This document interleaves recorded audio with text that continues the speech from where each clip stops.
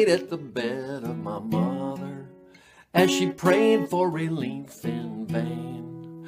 For the prayer lines that night were all jammed up tight. There was a game at Notre Dame. The priest, he came for a visit. She asked when her prayer would go through. He said, I wish you well, but your SOL if there's a game at Notre Dame. 80,000 fans are praying at the stadium. Millions more cause the game's televised. If there's a ball in the air, your prayer ain't got a prayer when there's a game at Notre Dame. If you pray for the end of world hunger or peace for mankind to begin, better first go online, check the dates and the times of the games at Notre Dame. 80,000 fans are praying at the stadium. Millions more cause the game's televised. If there's a ball in the air, your prayer ain't got a prayer when there's a game at Notre Dame. The priest said lay back and rest now, but mama said I want to sit up and pray. He said just do it for me, your head's blocking the TV and there's a game at Notre Dame. 80,000 fans are praying at the stadium. Millions more cause the game's televised. If there's a ball in the air, your prayer ain't got a prayer when there's a game at Notre Dame. Even the Pope gave up trying to get Jesus on the line when there's a game at Notre Dame.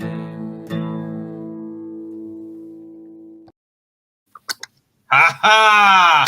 Welcome in, everyone, on this wonderful Friday evening.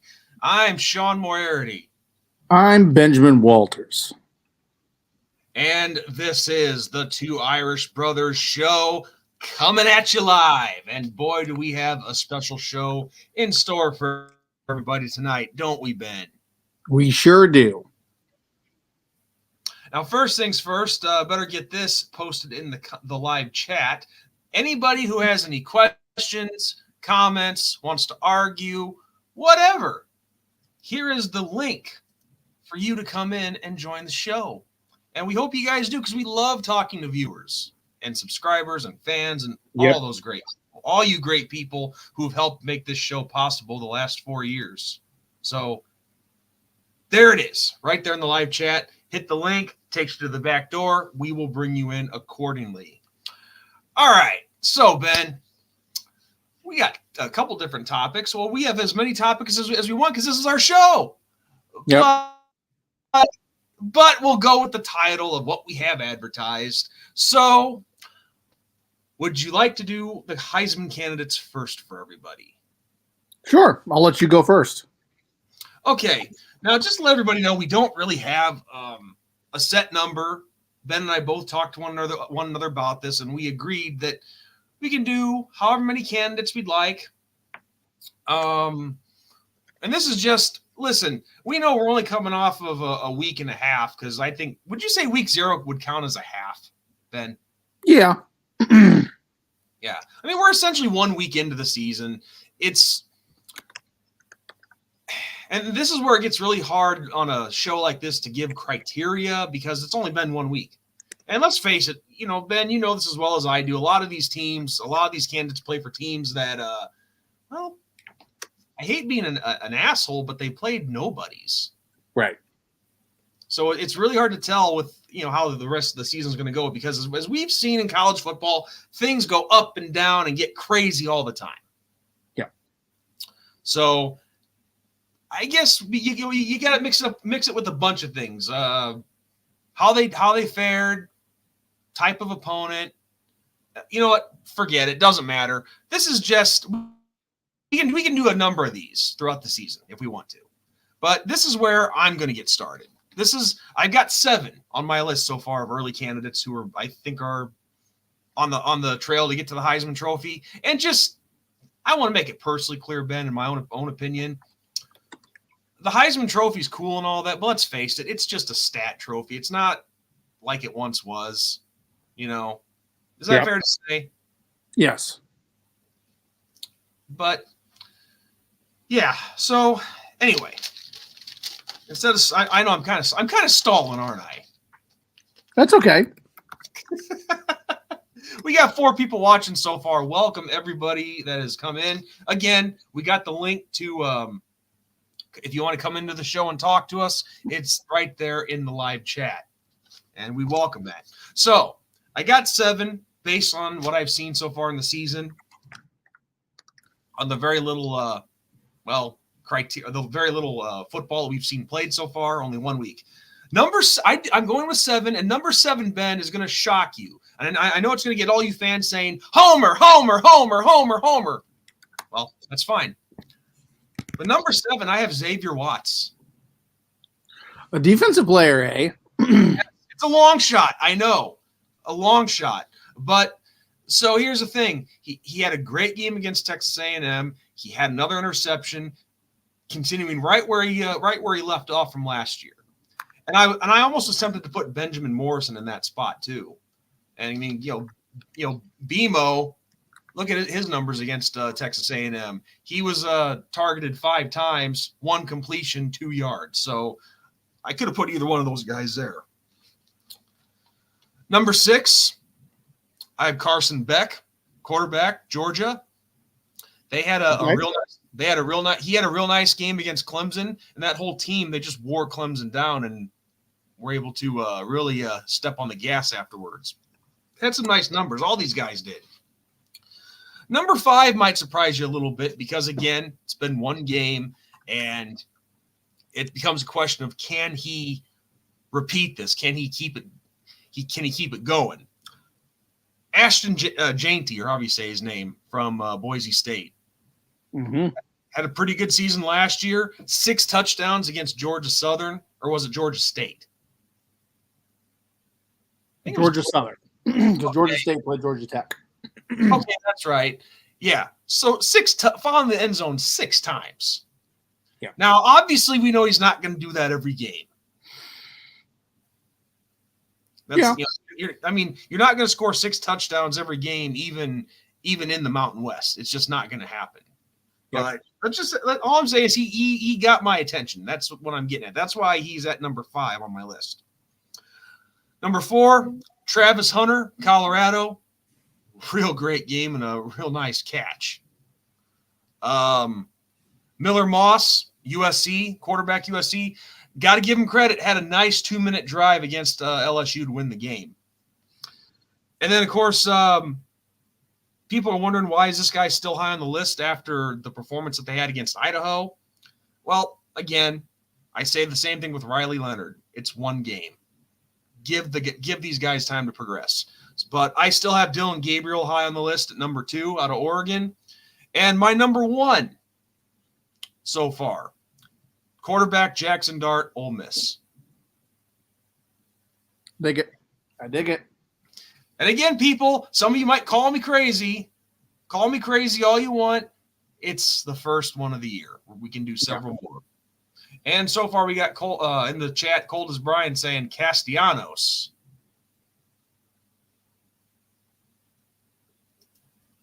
Okay. Nick Castellanos, baseball player.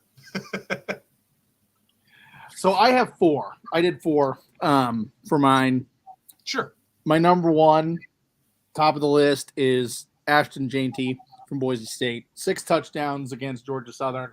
It was on the road. That was the big thing. For me, it was on the road. A lot of these other guys, you could put Carson Beck or whatever. You're at home. You're playing a nobody. We expected those things. We didn't expect Jainty to put up 6 touchdowns against Georgia Southern on the road. So that's why I have him number 1. Number 2 is Cam Ward for the Miami Hurricanes. Hurricanes went into Gainesville in the swamp and just absolutely decimated Florida. And right now, Billy Napier and that athletic director are legit on the hot seat, and it looks like at any moment those 2 guys could lose their jobs. So, yes, Cam Ward had an interception, but I look past that because it's the swamp. It's a rivalry game, all that. So he gets the number 2 spot. The number 3 spot, Miller Moss for Southern Cal. Look who they played. Played LSU. It's a neutral field site. People can say, yeah, it's in Vegas. It's closer to Southern Cal. I understand all that, but it's still a neutral field site. It's still against an LSU team. He had an incredible masterclass on the 2-minute drill. I hate saying that about a Southern Cal quarterback, but he deserves the 3rd spot. And then the 4th spot is Drew Alar out of Penn State. Penn State played West Virginia to start the season. One of the other fairly decent matchups of the weekend, other than Notre Dame and Texas A&M, and Southern Cal and LSU. So those 4 guys are my Heisman contenders right now. Obviously, Carson Beck's going to be in there. It's just you played a nobody. You were expected to put up the points. You did. That was the thing.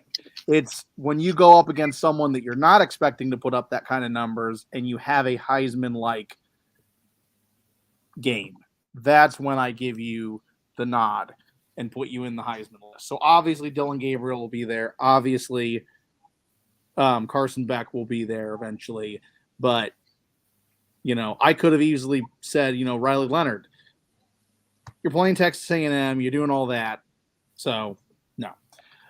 So, yeah, that's my Heisman list.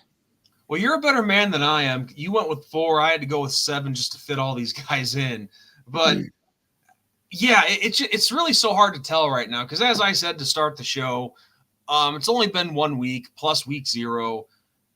Yeah. Now's a chance where we get the opportunity to see where these guys go going forward. And Coldest Brian said Castellanos is the Boston College quarterback. Yeah. And Bill O'Brien being the head coach. Okay, yeah, that's a fair observation. But yeah, Thomas Castellanos. Forgive me, but not exactly a household name, at least not yet. Yeah. But time to have some more fun. Jumping into top 25 picks and who we think will win these matchups. Now, a lot of these are easy picks. I mean, yes. A lot of these are. There's only a handful where you're like, I don't know. So, yeah. I will start, and we'll just go back and forth. Number 1's Georgia. We got the Georgia Bulldogs at number 1. They're playing Tennessee Tech. So, yeah. It's a walk in the park for Georgia. It's at Sanford Stadium. Even if it was in Tennessee Tech land, they still wouldn't stand a chance. Georgia's going to absolutely steamroll them. Georgia wins easily. Yeah, I agree. Georgia's going to steamroll them. It's not even going to be a contest. If it is, it'll be for a little bit, but not for long. Number 2 is Ohio State versus Western Michigan. This is a fun one for me because I actually know one of the players that plays for Western Michigan, but sadly, it's Ohio State. It's in Columbus. Ohio State wins easily. Yeah, Western Michigan, Ohio State. They're going to be too much for the Broncos. Ohio State, maybe the score looks a little bit closer, but yeah, Ohio State wins this one, no problem. Now, Ben, what should be the game of the week is not the game of the week, which absolutely blows my mind. Texas versus Michigan. Number 3 Texas versus number 10 Michigan. So we will obviously skip Michigan in the number 10 spot. This is a hard one. Because you don't really know what you have in Michigan. Michigan struggled against Fresno State. Texas did not struggle in their game whatsoever. They absolutely manhandled Colorado State. It was an easy victory for Texas. I say Texas is the better overall team, and I truly think that. And I say they win this game, but Michigan could be a sneaky win in this one too. Well, let's face it. I mean, and I hope Texas wins. Let's just say that. As a Notre Dame fan, I hope and want Texas to win this game. But being rational, putting our clear thinking caps on here, putting our rational caps on, not just being completely homer. We got to be fair. And let's be honest, it doesn't matter if Michigan's in the top 10 or not. It's always hard to go into Ann Arbor and win. You know, it's loud. It's a ruckus crowd. We got a new guy I've never seen before, Patrick Griffith. Go Irish. How's Peter doing?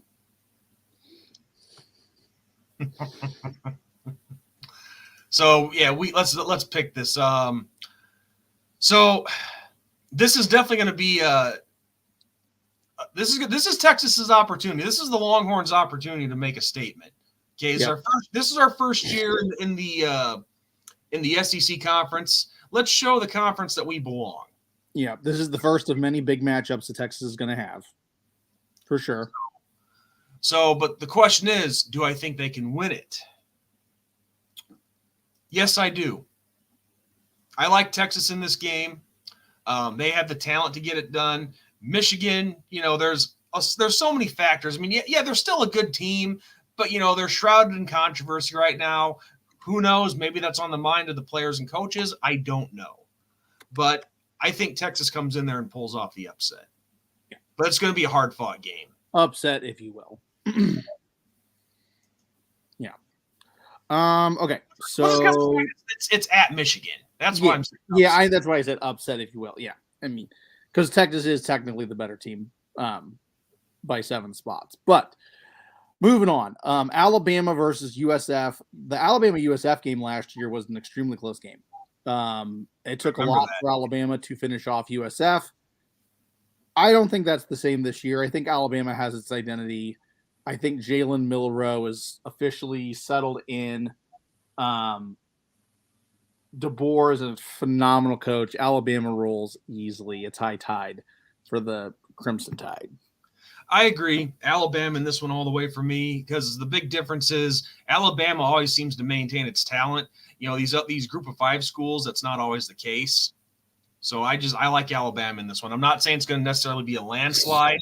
You know, I think Southern Florida might keep it close for a while, for a little bit anyways, but Alabama pulls ahead without question.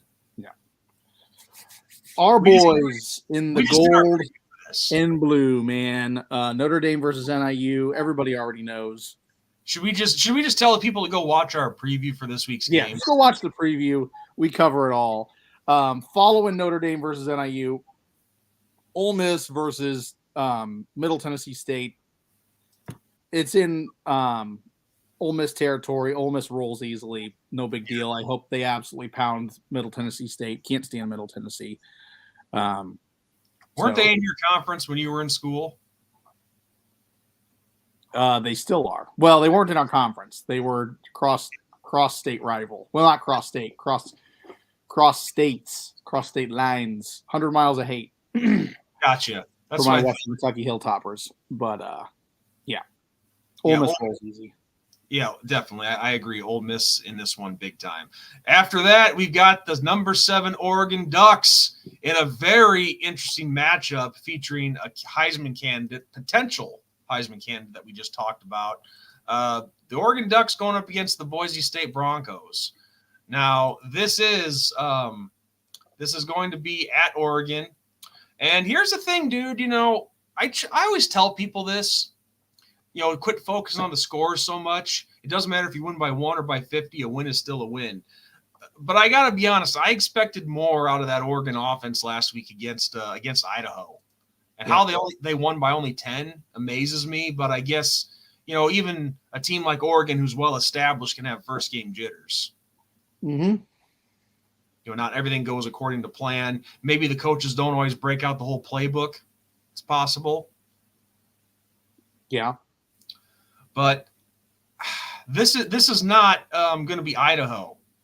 If that same score happens this week against Boise State, it would not surprise me. See, that happening against Idaho surprised me. This week, that won't surprise me if it does happen. That's what I'm saying. Just to clarify that. So who to pick? That's the $1 million question. You know what? Screw it. I'm taking I am going to make a bold prediction. I say Boise wins this in a close one. Ooh. Sound the upset alert horn, man. Love it. This is a chance for JT to show what he's made of. Yeah. I mean, he did it. He can. That's great. I mean, that's impressive no matter what. But if he can do something just half as good or a quarter as good as he did against Georgia Southern, why not? Yep. And who the hell is messaging me? We are in the middle of a show. It better be. I have my suspicions. All right. So, Oregon versus Boise State. Oregon in the last 3 matchups is 0-3 against Boise State. This is an incredible matchup for that reason and that reason alone. But this is not Idaho. This is the Boise State Broncos. There's a lot on the line for the Oregon Ducks. This is a game that I think Oregon comes out really, really, really angry. It's a not so fast, my friend, as Lee Corso would say. And Oregon rolls tremendously against Boise State. I think it's a 21-point victory for Oregon. Okay. And if I end up with egg on my face, so what? I'm just taking a shot in the dark. No, I mean, I would love to see Boise State pull it off. Like, Oregon is clearly the darlings right now of the college football media world and stuff. Nothing would make me happier than seeing all these people that picked them to go to the national title and win the whole thing stumble against Boise State in Autzen Stadium. But I think they're going to be angry. I think it's a wake-up call from Idaho. They're playing another Idaho team in Boise State. It's a victory for Oregon. Well, and Boise State, they want to be alive in the at large. For one of the at-large bids in the playoffs, especially for that that group of 5 spot. So that they could come in angry and hungry too. Yep. But I don't know. I'm not. Again, it's a shot in the dark. But you know what? That's a great point of doing a show like this. Is you got to take some risks, man. You have to take some risks. You do. And again, if I get egg on my face, I don't care. It was worth the pick. Cold as Brian about this game says he does like Boise State to cover their 19-point spread. I mean, I'm not a gambling man, but 21 points, it would ruin that. Yeah. So yep, sure would. So rolling right along. Penn State versus Bowling Green, no brainer. Penn State rolls easily. The one after Penn State, though, is a very intriguing matchup. Baylor versus Utah. Utah gets its first conference game of the Big 12 season in their Big 12 career. And this is interesting because Baylor could play spoiler, but I think Utah gets the win. Yeah, I think Utah's just, at this point, the better coach team. They have a lot of firepower. And like you said, Baylor's definitely upset capable, but I think I picked Utah to be my favorite in the Big 12 conference, so I'm sticking with Utah on this. But don't be surprised if it's close though. Yep. After Utah and Baylor is technically should have been the other way around. But I wrote it down in my notes wrong. Missouri, number 10 Missouri, Utah's number 11. Number 10 Missouri plays Buffalo. No brainer. Mizzou got this easily. They're a playoff contender currently, in my opinion, and a dark horse in the SEC. Mizzou gets the victory easily. Yes. Moving along. So we should be at Miami. Cal has another interesting matchup. Southern Cal versus Utah State. Utah State's kind of in the Michigan position right now. There's some controversy in Logan, Utah, with how a coach handled an investigation that they had a few years ago. It's a whole thing right now. So can Utah State rise up and get past the distraction that is this whole fiasco and drama?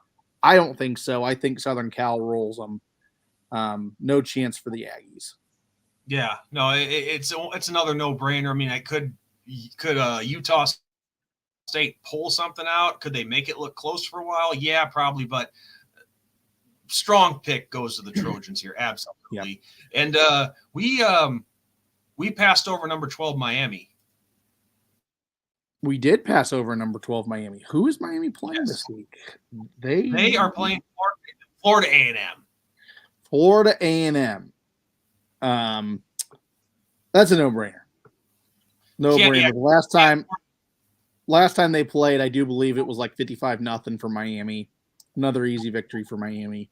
Oh, without a doubt, it's going to be a similar score. Cam Ward's going to pick that team apart. Yeah. Okay, moving along. The other interesting matchup for me, K-State plays Tulane. Number 17, K-State plays Tulane. Tulane almost gets the upset in this one, gives K-State fits, but K-State finds a way. K-State wins.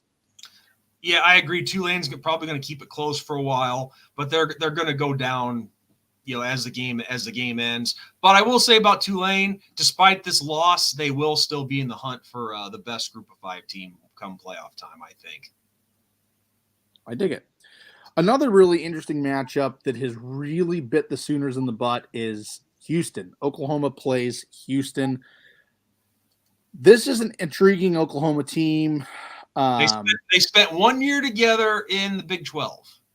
Yep, they spent 1 year together in the Big 12. I am blanking on his name, the head coach of Oklahoma. He is on the hot seat. Oh, Brent Venables. Brent Venables is on the hot seat. Oklahoma has not performed the way that I think a lot of alums, fans, and players alike wanted them to. I think Oklahoma's angry in this one. They get the victory.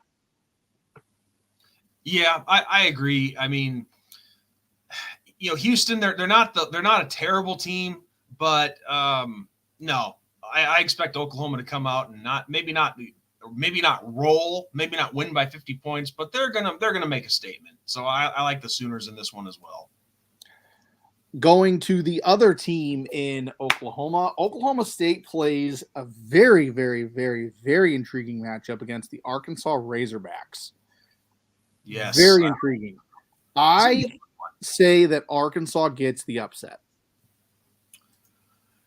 Man, see, I'm so torn on this, dude. I'm torn. This is my Very upset torn. of the week. I haven't really picked anybody to upset another team. This is my upset of the week. This is mine.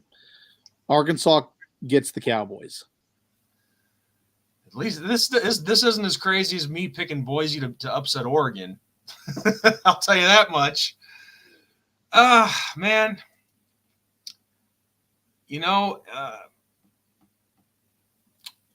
I'm going to go with the Cowboys, man. This game could go back and forth, but I think Oklahoma State pulls it out in the end. But it's going to be a close one, but Oklahoma State wins. I like it. I really have no particular reason why. I mean, I guess I'd say just because Oklahoma State, they do have a pretty a well-oiled offense. It's pretty high powered because that's always been the. Oops, I lost my list. Oh, there it goes. Okay, we're back. We're fine. But that's how the tradition has always been. In the Big 12, a lot of high-powered offenses having barn burners, no defense whatsoever. That just, I think Oklahoma State's going to have enough firepower to get past Arkansas. Yeah. So I'm picking Oklahoma State. I like it. We skipped over one of our favorite buddies' teams. I feel absolutely terrible. I do apologize, Big Vol Daddy. Number 14, Tennessee, taking on number 25. I would say number 25. Number 24, sorry. Number 24, NC State. It is the game of the week, ACC versus SEC. Second week in a row, we get an ACC versus SEC matchup that's kind of a marquee game, if you will. Man, this is a hard one. Yes. It depends on what NC State team shows up. That's the big thing. If the NC State team that is just an absolute monster shows up, Tennessee's in trouble. If not, Tennessee's got this win easily. So it's an almost upset, but I say Tennessee gets the win. Well, and also, here's the thing, dude. Tennessee's Nico, how do you say this kid's last name? Iamaleava? I am Aleava. We'll go with that. Yeah. I mean, he's in the Heisman race. I mean, granted, yes, it's it was Chattanooga that they beat 69-3. So I'm not. Yeah, so you got to take that with a grain of salt. Doesn't mean the kid's not good though. This is going to be his first test to go up against a pretty good defense, which we've seen with the Wolfpack. That defense has given us fits. Yes. But I'm kind of in the same boat with you. I like the Tennessee Volunteers. NC State, I feel, is going to bring it, but Tennessee's going to have just a little more. So I like the Volunteers in this matchup. You're welcome, BBD. Yeah. Staying in the SEC should be a pretty easy pick for us. Our favorite team in the world, Louisiana State, LSU Tigers, plays Nicholls State. No LSU brainer. takes off all their frustration that they had from that Southern Cal game and just absolutely destroys Nicholls State. Yeah, the Nicholls State, was it the Colonels? Colonels sounds right. Yeah, I believe so. The Nicholls State Colonels, because I think I did in a I think it was a college basketball game. I took over that program in there and did a dynasty with them. Let them do the NCAA championship. But no, I like the Tigers. They're going to roll. And when we're done, Ben, can I make a little statement afterwards about Brian Kelly? Sure, I would love it. But we're going to wait until. Let's go out. Let's head west. We're going way far west and south towards the border. The number 20 Arizona Wildcats. Whoa. You're skipping over 19 Kansas Jayhawks. Oh, yeah. I did skip over the Jayhawks, didn't I? Sorry. I'm just going in order on ESPN here. Kansas Jayhawks. The Kansas Jayhawks play Illinois. I don't think Illinois stands a chance. I think Kansas has an extremely powered offense, and Kansas rolls easily. I want to say one thing first. Why does everybody expect you to like the schools in your state that you live in? I don't know. I'm sorry. I don't hate the Illini, but I am not an Illini fan. And I've had plenty of people ask me, Sean, why don't you cheer for the Fighting Illini? Because they're not my team. Yep. Just because I was born and still live in Illinois doesn't mean that I'm going to start cheering for them all of a sudden. Same with Iowa. I mean, I live close to the Iowa border. Doesn't mean I'm going to start cheering for them either. So I don't get it. But no, I like Kansas in this game a lot better than I do the Illini. I think Kansas is rolling just a little bit more. So I'm going with the Jayhawks. Yep. So now we head south or west or southwest, west-south. Number 20 Arizona Wildcats take on the Northern Arizona Lumberjacks. An easy win for the Wildcats. They roll really easily. I agree. Arizona has a very powerful program right now. Keep in mind, though, something to look out for. They did give up 39 points to New Mexico. Yeah, they did. So, but no, Northern Arizona, no, they're going to have no problem taking care of business there. They're just taking their rightful place in the Big 12, Sean. Okay. Well, you're right. You're right. They allow a bunch of points, but they still score a bunch of points. That's how it goes. Well, the ongoing joke that I've always made about the Big 12 is they recruit the top offensive talent in high school, but when it comes to defense, they must recruit all the backups. Yeah. Yep. The classic Big 12. But quick question, though, and if you don't know, you don't know. I'd have to look it up, but Northern Arizona, aren't they one of the best teams in the FCS Division I level? They're pretty darn good right now, if memory serves me correctly. So yeah, it'll be an interesting matchup between those two Arizona schools. And that's something that everybody who's watching, we obviously got to keep this in mind, you and I included, Ben. Just because these smaller schools, these FCS schools, get their butts kicked by FBS opponents, doesn't mean they're not good. No. Yep. That's just talent level.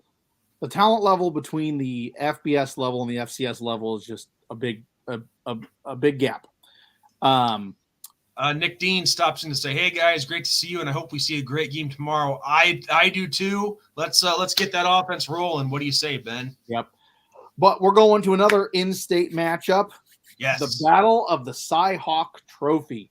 Iowa State takes on Iowa in Kinnick Stadium in Iowa City. Man, oh man, this is going to be an interesting one, but got to go with the Cyclones, man. I think the Cyclones get it. Iowa put up 40 points in their win last weekend, but that was an FCS team. This is an FBS team and a rival. Iowa State gets the win. All right, let me just say something about both of these teams. So where I grew up, it was on the Illinois side of the Quad City area, which is right between, right on the Mississippi River between Iowa and Illinois. So naturally, of course, we had a lot of Iowa fans. We had a fair share of Iowa State fans.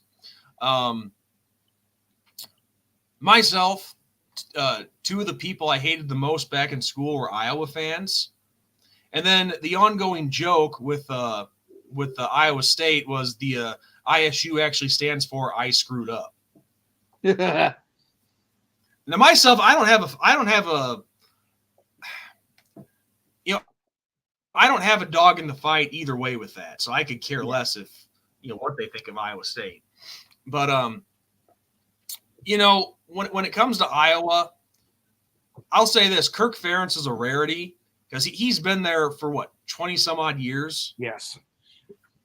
20, 30 years, maybe. I don't know. That's a rarity. Listen, it may happen, but it's going to be super rare from now on, especially with coaching contracts and what they make and how they jump and whatnot. Yeah. But I'm sorry, the days of what's his name, Bobby Bowden and Joe Paterno and Eddie Robinson, and there's another big one that I'm missing. But you're not going to see coaches staying at one particular school for 30 or 40 years. Yep. But I just want to throw that in there. But as far as this game goes, it just amazed me with Iowa. And I think of all the damage they could do if they had an average quarterback at best. Yes. I mean, come on. I think it was just last season or the year before. This says it all about Iowa. They beat South Dakota State, the Jackrabbits, 7-3, and not one touchdown was scored in that game. Field goal and 2 safeties. Yeah. Yeah. Craziness. Yeah. But absolute craziness. No, for no particular reason, I'm going with the Cyclones. Okay. I dig it. Oh, I lost my spot. Let's figure this out. Number 22, Louisville. 22 Louisville taking on Jacksonville State. Sorry, this isn't going to be a Cinderella story like the time they beat Florida State. Sorry. Louisville rolls pretty easily. Yeah, Louisville, they're going to take care of business against Jackson State. Give Jackson State some time, though. They could surprise the hell out of you. And then finally, Nick Dean says Iowa will win this game. Sorry, and then he says, "How did they get 7 without a touchdown, guys? We just said they kicked 1 field goal in that game, and then got two safeties." Yep.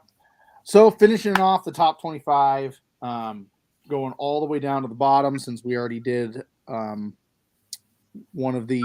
We got two. Georgia Tech.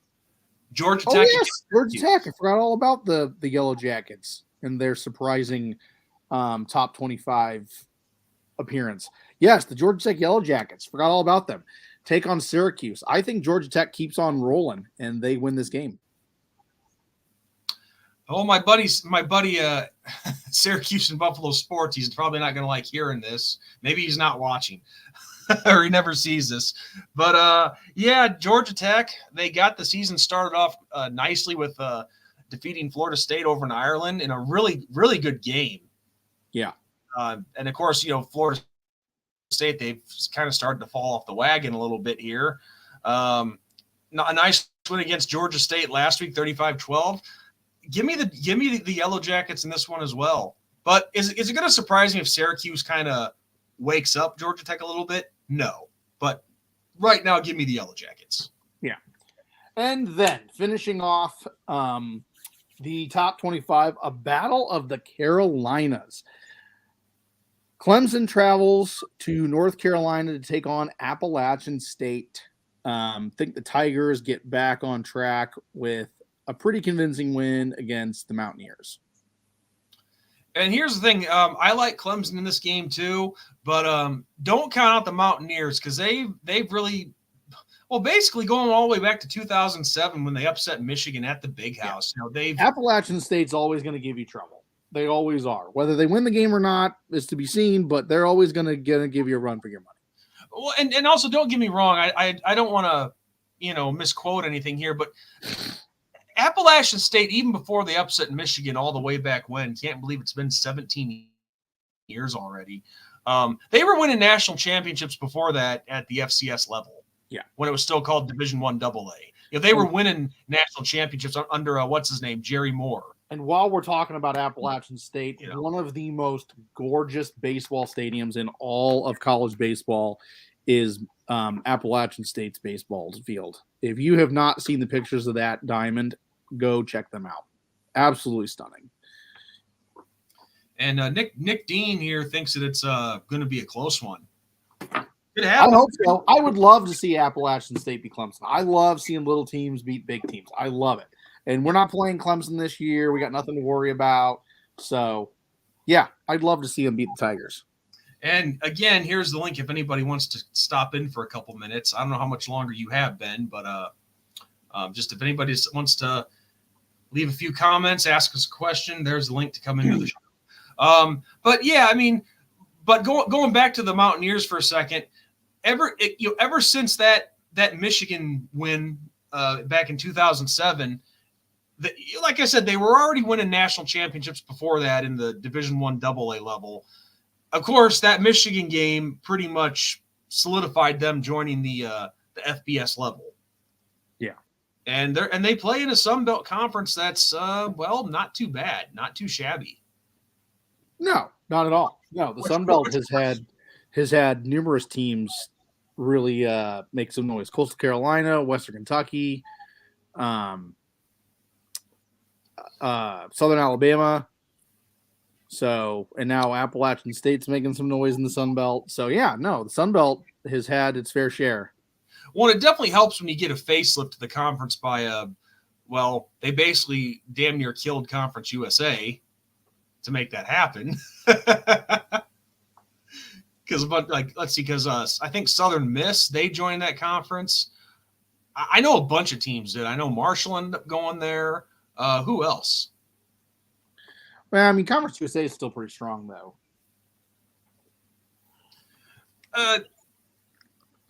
Hold on a second. Hey, Nick, it's okay. You want to come in and talk? The Sun Belt Conference consists of... Yeah, thank you for looking at it up. Load. I got it pulled, and it's just not coming up. All right. Oh, yeah, Marshall, we definitely knew was in there, cold as Brian. The East Division is Appalachian State, Coastal Carolina, James Madison, Marshall, Georgia State, Georgia Southern, and Old Dominion. The West Division is Arkansas State, Louisiana. That's the Raging Cajuns. Texas State, University of Louisiana Monroe Warhawks, South Alabama, Southern Miss, and Troy. And Troy is the one I forgot about. Troy is the one that was making some noise too, because it used to be Western Kentucky's rivals when they were in the Sun Belt were Troy in the Sun Belt, in-conference rival, and then out-of-conference rival was Middle Tennessee State. And now it's an in-conference rival because Middle Tennessee State is in Conference USA. See, that group of five bid to the playoffs could easily come from this conference. Oh, and while we're on it, I'm going to say something real quick in this live stream. People can deal with my grump.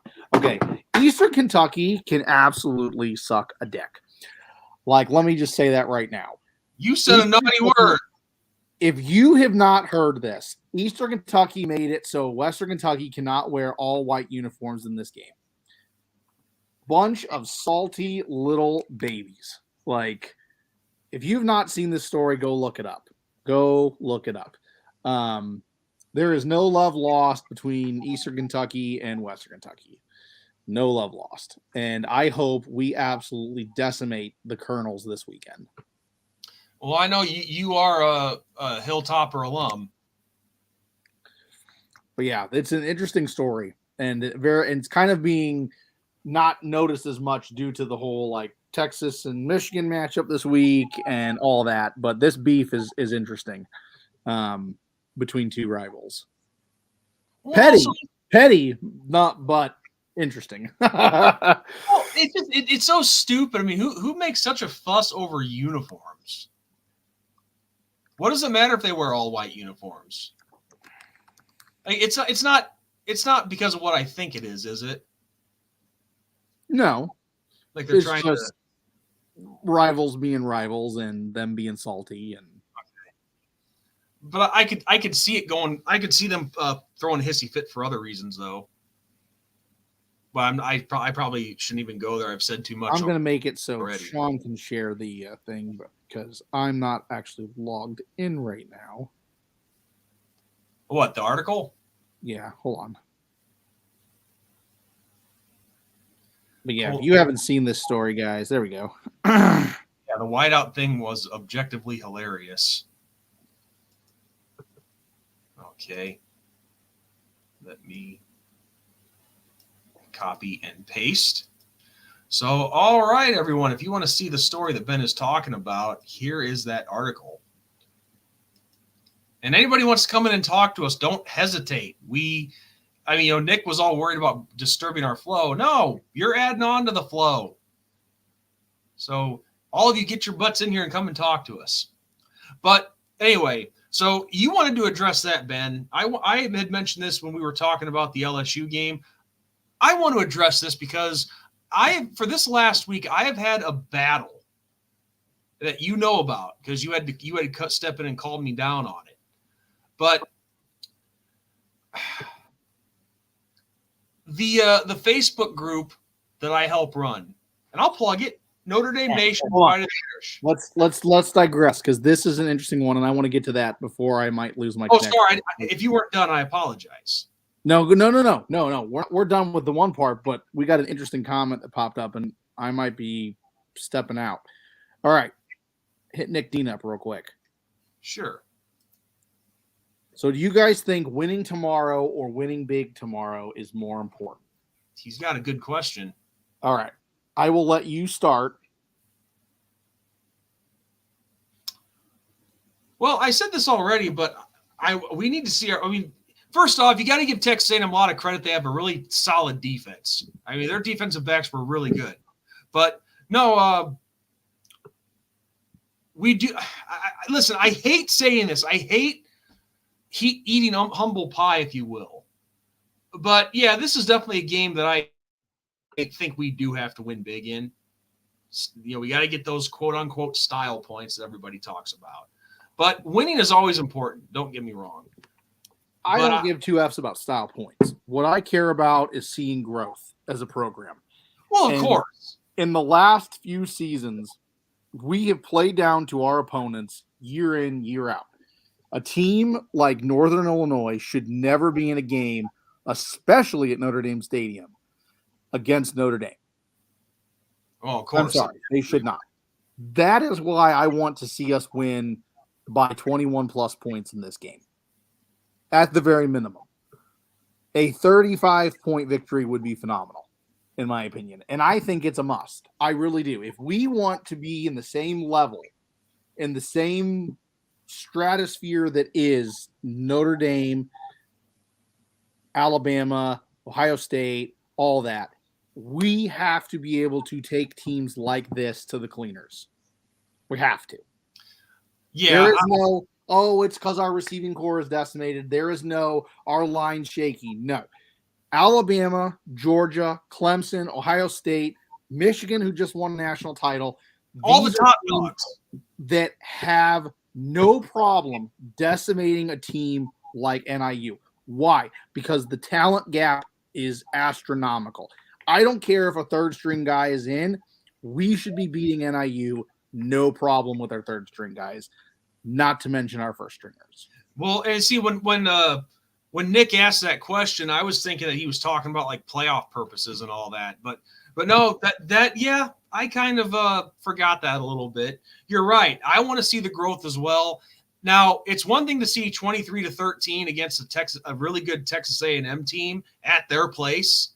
which is not shocking.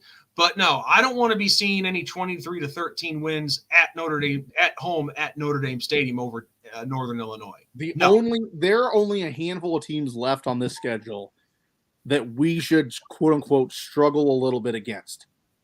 And I'm not going to try to take anything away from our previews and all that coming up, but Louisville, Georgia Tech right now, because Georgia Tech seems like they're on a roll. They could be a legit threat. Florida State and Southern Cal. That's it. Yes, Florida State's 0-2. Yes, they didn't look that great against Boston College. I think that they were just shocked from not only the travel, but the whole situation with Georgia Tech.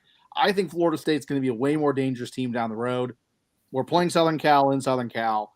Like, those are the games that if we have a slow start or we're struggling at times, I don't feel bad about it. But I am going to feel bad, and I am going to be nervous if we're struggling against a team like NIU, a team like Army, Virginia. We shouldn't be struggling against those teams. I'm sorry, we should not. I agree. And Ben, you got enough computer life left? I'm close, man. I'm about to die. Well, we got to talk to Nick Dean because here he is. He's a first-time caller. What's up, Nick? Nick, can you hear us?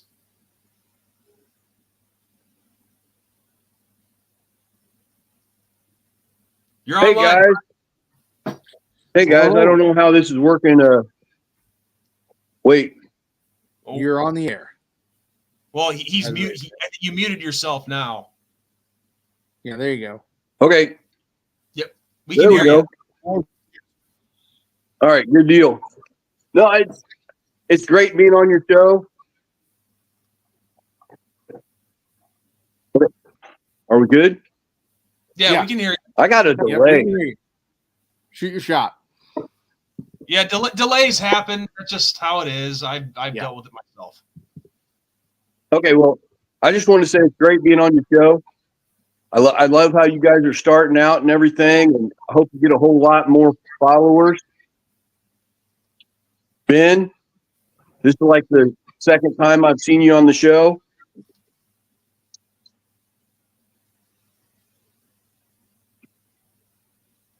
And Ben, you and I have a lot of the same thoughts.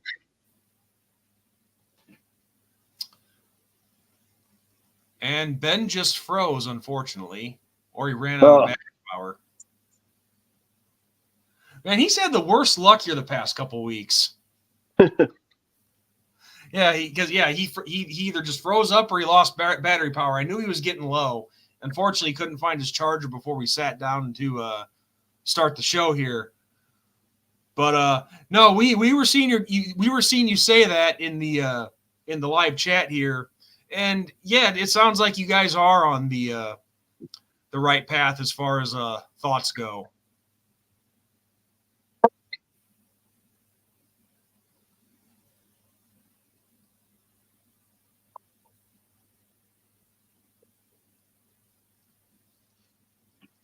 Hey, and Sean, one other thing, I love the little, Notre Dame touchdowns that you're putting out all the time. You do it 3-4 times a week, and some of my best memories, man. Well, I'm glad that you enjoy them, and it's kind of a selfish reason why we started doing that, because we noticed that posting shorts gets you more views that way, and it's one of the reasons why we're at where we are subscriber wise. And but no, I like the old memories too. Bring great memories for me growing up, watching a lot of them. My family and all that, and that's another reason why we do it too, is just to relive all that stuff. Oh, it looks like Ben's trying to get. Hey, what's up, buddy? Hey, I'm back. Did you find your charger? I did. Let's go. Yes. Okay. Well, Nick was really looking forward to talking to you. So, Nick, go ahead and tell Ben anything that you'd like about what you were saying before.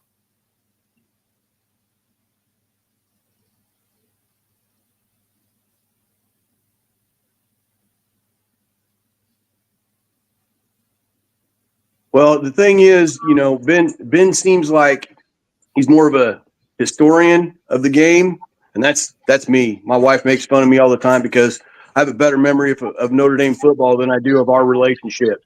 Dude,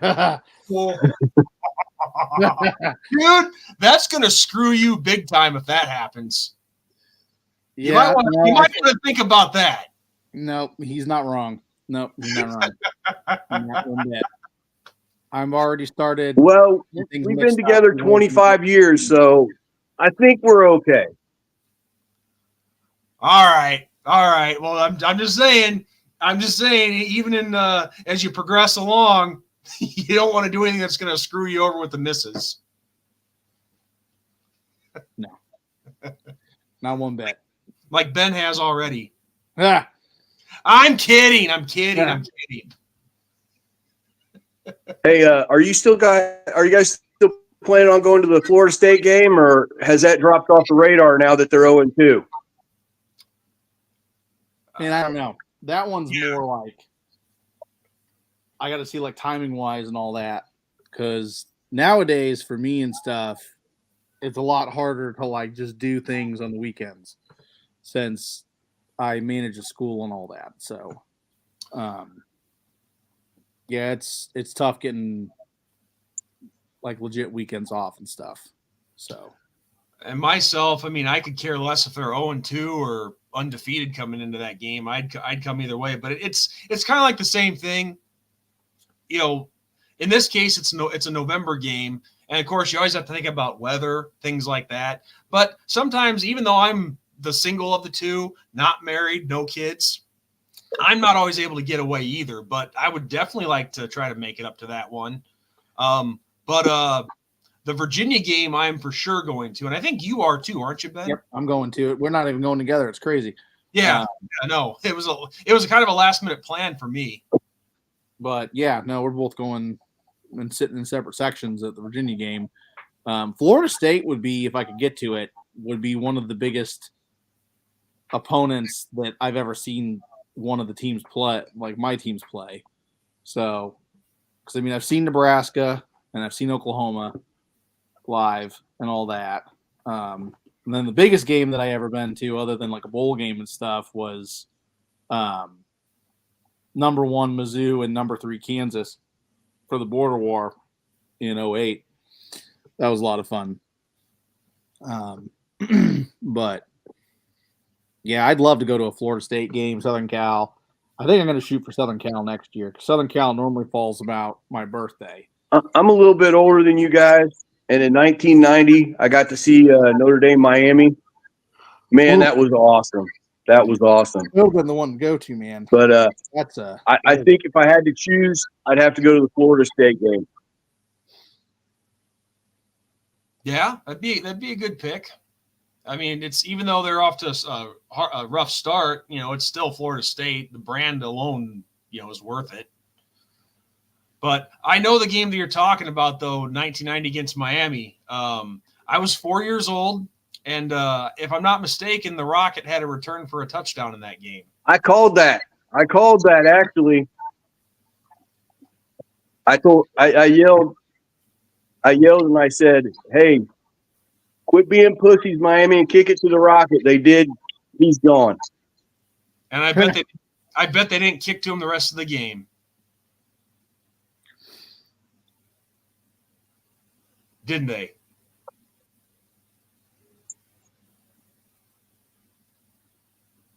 Nope, not the rest of the game. And my girlfriend broke up with me like 2 weeks later because I yelled that at the Notre Dame stadium.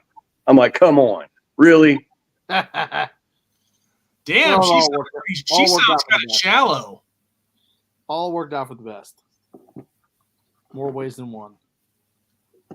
Man, that's all right. If she hadn't broke up with me, I wouldn't have got with my wife, right? That's what I'm saying. All worked out for the best. More ways than one. Notre Dame won that game, and you met your wife and all that, so works out. It all works out in the end.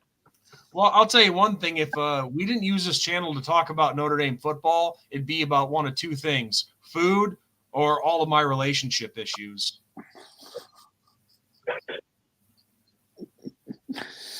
But I don't know if I want to air all that stuff with everybody.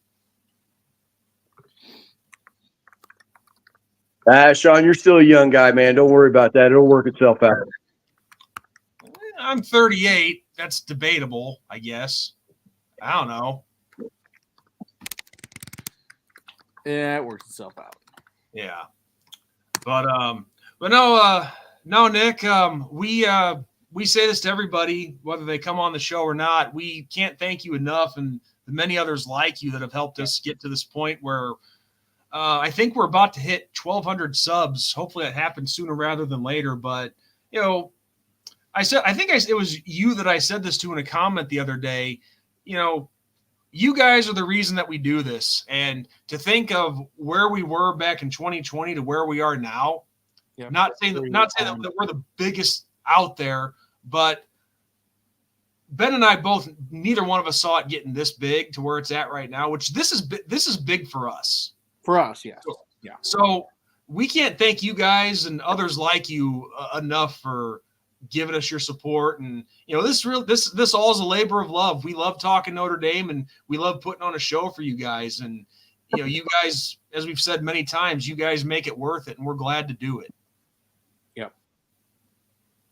Yep. It's one of those where we do this for the love of Notre Dame. That's the thing. Like, we're not out making money. That's why we follow you, because we love what you guys are doing. So keep doing it, man. I'm going to get out of here. Let you guys get back to the show and keep up the good work. All right, fellas? We appreciate it. You have a good rest of your night and enjoy the game tomorrow. Definitely. Thank you, Dean, so much. And you keep watching. We'll keep making.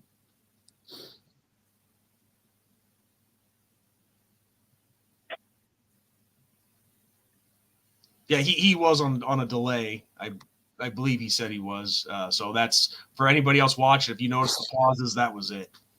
But no, we still got a little time yet. If anybody else wants to call in and chat with us. But Ben, was there anything else you wanted to finish with what you were saying before about Northern and putting up No, we just have to do our business. That's a big thing. I mean, that's legit. Like, the maturation process of this program. You know, Freeman's in year 3. We are looking like the stars are aligning, you know. And Brady Quinn, if you have not seen the article, Brady Quinn had some really interesting thoughts on this Notre Dame team. If you haven't seen it, go read it. It was phenomenal, a must read. I posted about it on our Twitter page. I'm right along with Brady Quinn. I agree with everything he said. He hit the nail on the head about Riley Leonard and the state of the program with Freeman and all that. It is nice to see guys like him that have been through it, that actually know their head from a hole in the ground, say those things. So, yeah, if you haven't seen it, check it out. Yeah, I saw. I think you had tagged me in it earlier, and I just haven't had the chance to read it yet because I pretty much, crashed right after work and took a good 3-hour nap. So, yeah, I know what article you're talking about. Make sure to go check it out, guys. And just catching up on a couple comments here before I get into my little spiel. Yep, Cold as Brian says, the whole schedule from here on out are take care of business type games. Yes, they are. Couldn't have said it any better. And then he says, I was thinking, damn, Ben is not having any of this guy. Oh, from when Nick was on. It was like, you've had some bad luck, Ben. Some very bad luck this past. You weren't able, unfortunately, you weren't able to trouble in my voice and all that. Yes, I have. Yes, very much have. But we're making the best of it. We're living the high life. And, we're hoping to see the Irish go 2-0 tomorrow. So, but also real quick, just to throw it in there, Matt Shelton, when he was on last week, he wanted me to tell you he's looking forward to meeting you and talking to you, and he's definitely down to come on the show again sometime. No, I'd be excited to talk with him, and I was really sad that I had to miss it. I really was. If I could have, I would have been there, so. And it just seemed like more bad luck because when Nick just came on, you froze up. I'm like, oh man, Ben has just had it rough. He wasn't able to come on with Matt, and now he's not going to get a chance to talk to Nick, who's become a very loyal viewer of ours and subscriber and whatnot. And it's like, man, just like Rodney Dangerfield, hey, I get no respect here. Oh, Cole's Brian says, got my Army tickets. Oh, that's going to be fun. Yeah. Even if it's a blowout, it's like to see celebrating 100 years of that game in Yankee Stadium against Army. Yeah. And that's seeing Army. I mean, Army and Navy, seeing those two is a bucket list item for me. I want to go to the Army Navy game. It's a bucket list item. I actually want to see all the service academies, and that includes Air Force. But yeah, any of those service academy matchups are super awesome and fantastic.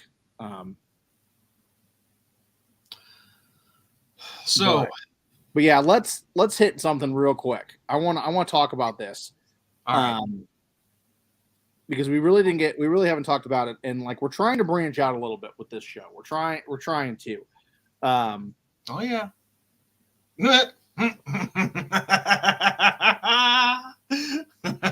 Yeah, they don't have a team though. That's the thing. The Coast Guard and the Marines just don't have an actual football team. They have academies, but they don't have a team, which is sad. But can we talk about Montana State for a second? Sure. Like, what is it? The Cougars? Is that the Bobcats? Montana State Bobcats. So Montana's the Grizzlies. Yeah. Go ahead. In week zero, they beat New Mexico. In week 2, they beat their FCS opponent, which is obviously in their realm. Is it safe to say right now that they are like a legit national title lock if they keep going the way they're going? Like, holy crap, the Bobcats. Like, my gosh. Number 1 at the FCS level, obviously. How can you rank anybody higher than them? Although Abilene Christian's close. Like, I will give Abilene Christian a close one because they lost in overtime to Texas Tech, 52-51. So, and it's an absolute crying shame that Abilene Christian is not in the top 5 for FCS schools. But, yeah, like, that's my 2 cents on that. Like, holy cow. What is happening in the FCS level right now? It's just there's some good football at that level that I just don't think. And we see it every year. We do see it every year. I mean, like the other year we saw 2 years ago, we saw Montana get Washington in Seattle, which is crazy. We see North Dakota State do it multiple times. They almost did it against Colorado. Like, Colorado put it into another gear and finished off the Bison. No, it's Bison. That's how they like to say it, Ben. It's the Bison. Yeah. I'm just giving you shit. I can't stand North Dakota State, and there's a multitude of reasons. And I'm not going to go into it. I've already gone on one rant about a school that I follow. But oh, yeah, I should probably bring some of these up. That's interesting. Yeah, I just stopped while I was talking to read that comment. Yeah. Coast Guard Academy and Merchant Marine Academy had been on ESPN the last few years. I'm probably going to sound like an asshole, but I guess I don't remember seeing that. And if I did know about it, I probably didn't watch. Is it ESPN Plus or regular ESPN? Because, like, I mean, I am not nearly as big of a college football fan as I once was, and that's just due to family life. Because when I was younger, I would watch college football from the moment it started to the moment it ended that night. But I don't know. Like, that's interesting. I want to know more, and I'm actually going to look more into that. Well, I'm going to have to start watching some Division III football here because my nephew plays for Wartburg College out in Iowa. It's exciting. But I guess at the Division III level, they still have freshman teams. Oh, really? I did not know that much. Yeah, so they still have a freshman teams, and then it's up to varsity after that, I believe. I did not know that. That's interesting. Neither did I. But no, he's playing for Wartburg out in Iowa, and so I'm going to be making a couple trips there in the next several years. Yeah, no kidding. That'd be a fun one to go to.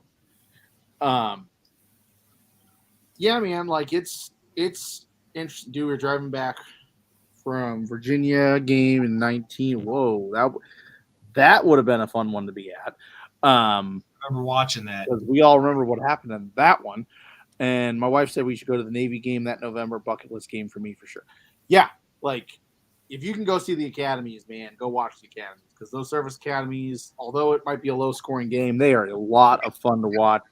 And it's crazy to think about that every single guy that plays for a service academy would die for you.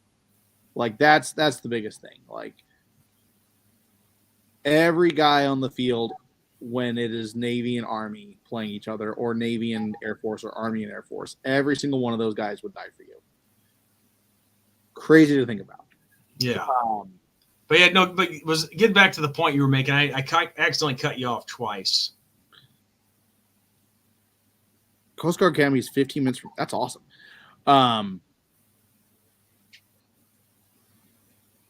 Yeah, it rained literally all weekend except for the game. Yeah, that's when you know the game's special, where it's like, all right, we're gonna stop the rain just for this game, then we're gonna start back on. But yeah, like I don't know how you feel about this, Sean. And this is something that I'd like to touch on for a minute. Do you feel like the talent gap between like the top dogs that is like Georgia, Alabama, Ohio State, Clemson, yada, yada, yada, to the teams like, I don't know, like K-State, Colorado, those kinds of teams? Do you feel like that talent gap is closing because of the NIL? I mean, we're still pretty early into it, so it's kind of hard. It's kind of hard to say.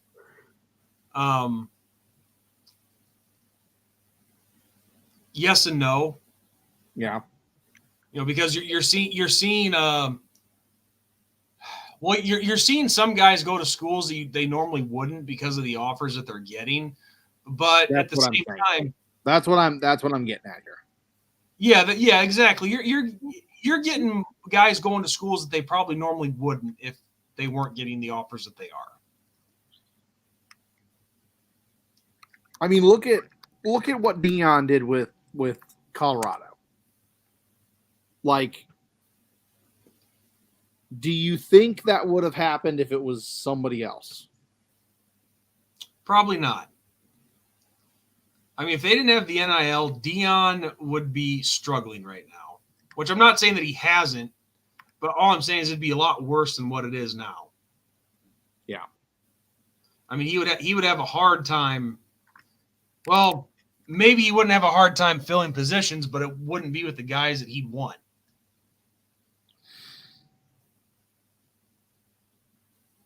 So that's how I see it. But no, we'd have to give it a few more years to really see that difference, because I can see it a little bit, like as far as Colorado's concerned, we can all see that.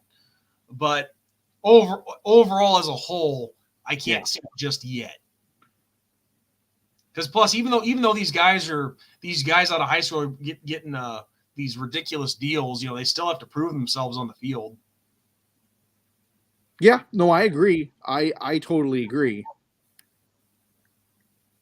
So, I don't know. That's just how I see it, at least at this point in time, anyway.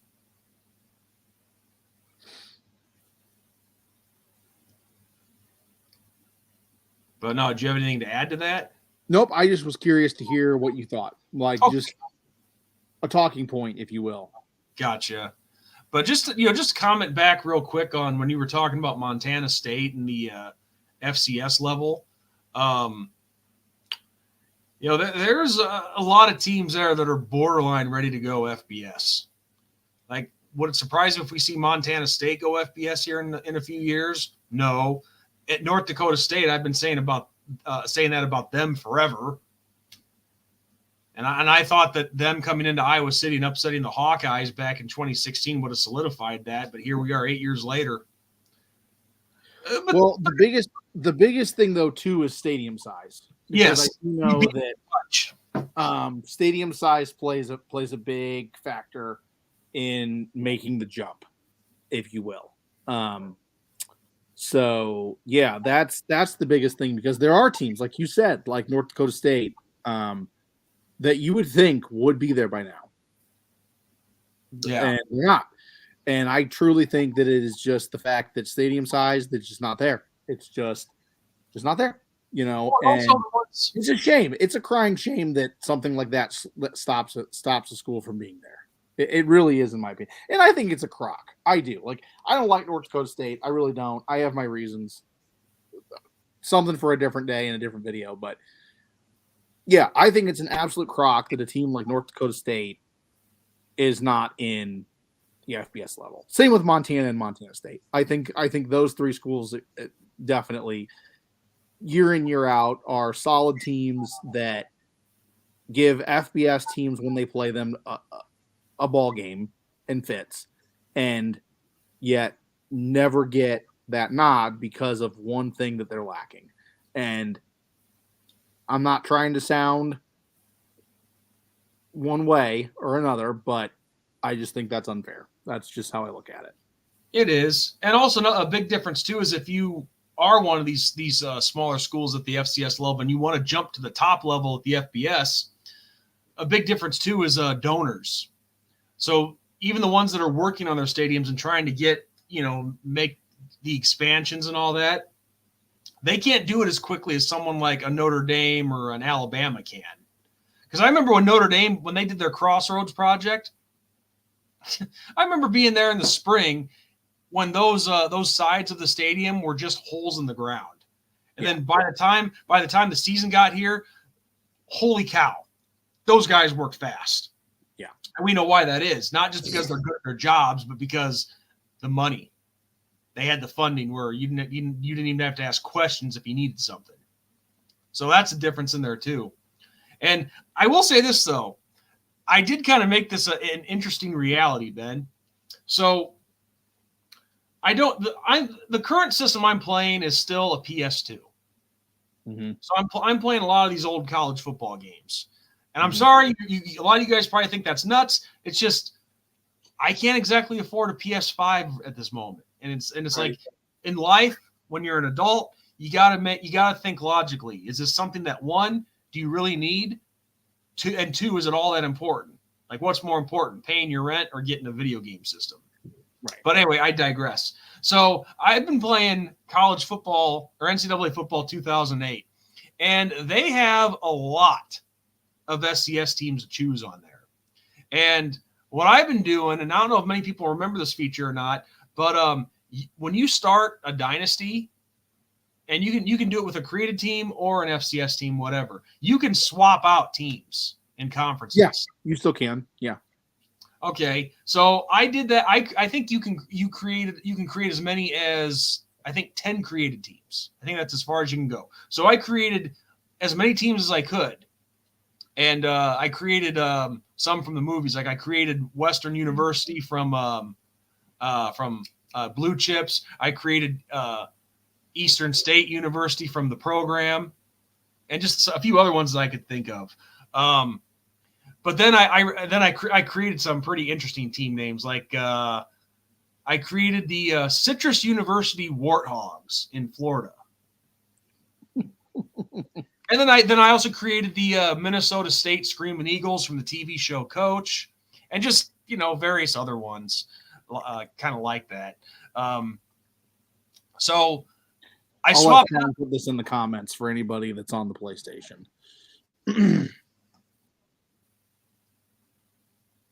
Oh wait, that was your thing. All right, I'll put that in there. I'm not currently logged in, but yeah, anybody that's got NCAA and plays on the PlayStation right now, That is my gamer tag. Sling Blade. It's an old. It's an.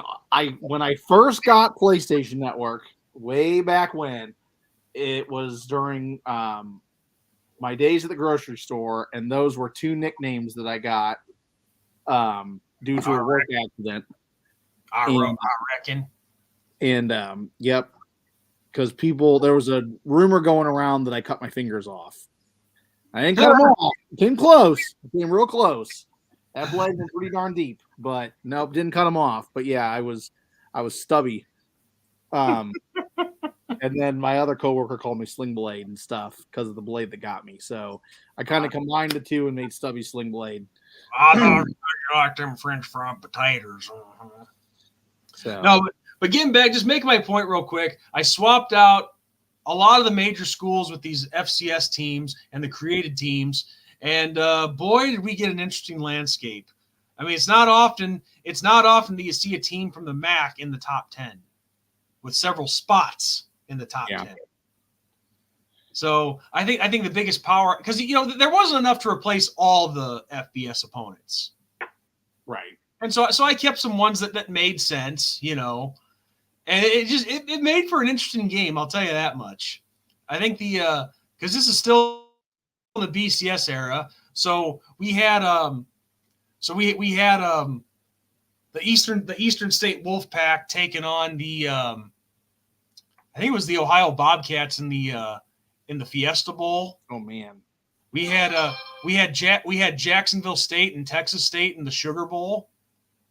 So this is just giving you the idea of what it was like. It's pretty fun to do. I gotta say, it's pretty fun to do stuff like that. So yeah, I just wanted to throw that in there that you could make that a reality and just basically having FCS take over the major college football landscape. But anyway, Ben, so there's something, I said this earlier, and I wanted to really get this in because I feel it needs to be said. Yeah. I know we're kind of all over the place, but who cares? It's a live show. We're supposed to be all over the place. Yeah.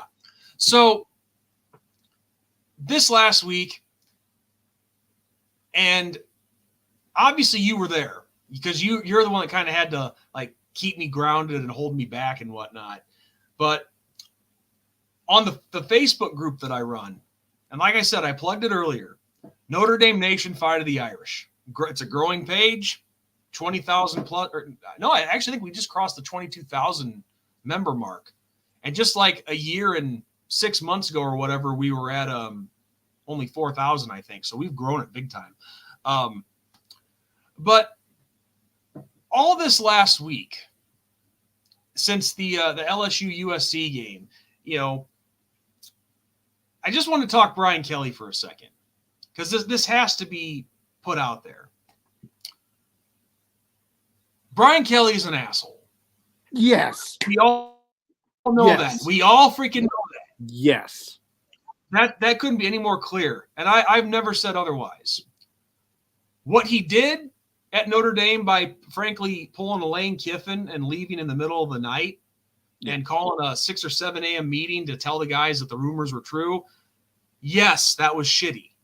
That was. I don't deny that. Hell, I made a video where I was, saying how shitty it was when it first happened. You guys can go on here and look it up. But no, I get it. Brian Kelly is an asshole. Yeah. He snuck out like a little coward in the middle of the night. He slacked on recruiting. And no, when he was at Notre Dame, no, he didn't get us over that hump to a national championship and or a major bowl game. That speaks for itself. But to all Notre Dame fans out there, if you are a true fan, listen, it's fine if you don't like the guy. And a lot of the things that you don't like about him, I'm right there with you. But you have to show some class as a fan and at least acknowledge all the good things that Brian Kelly did do when he was at Notre Dame. Because we got to be real. Some coaches are just natural assholes. That's all there is to it. And you can't ignore the fact of things that Brian Kelly did, like one, making the team more competitive in his tenure. 2, becoming the all-time winningest coach at Notre Dame. 3, having, I think, what was it, 4 straight 10-plus win seasons? Yeah. So yes, he made. Hold on. I'm sorry, I didn't cut you off. There's more I want to add to this. Yes, I get it. He's an asshole. He's this, he's that, and everything else in between. But think about what the program was like before he got there.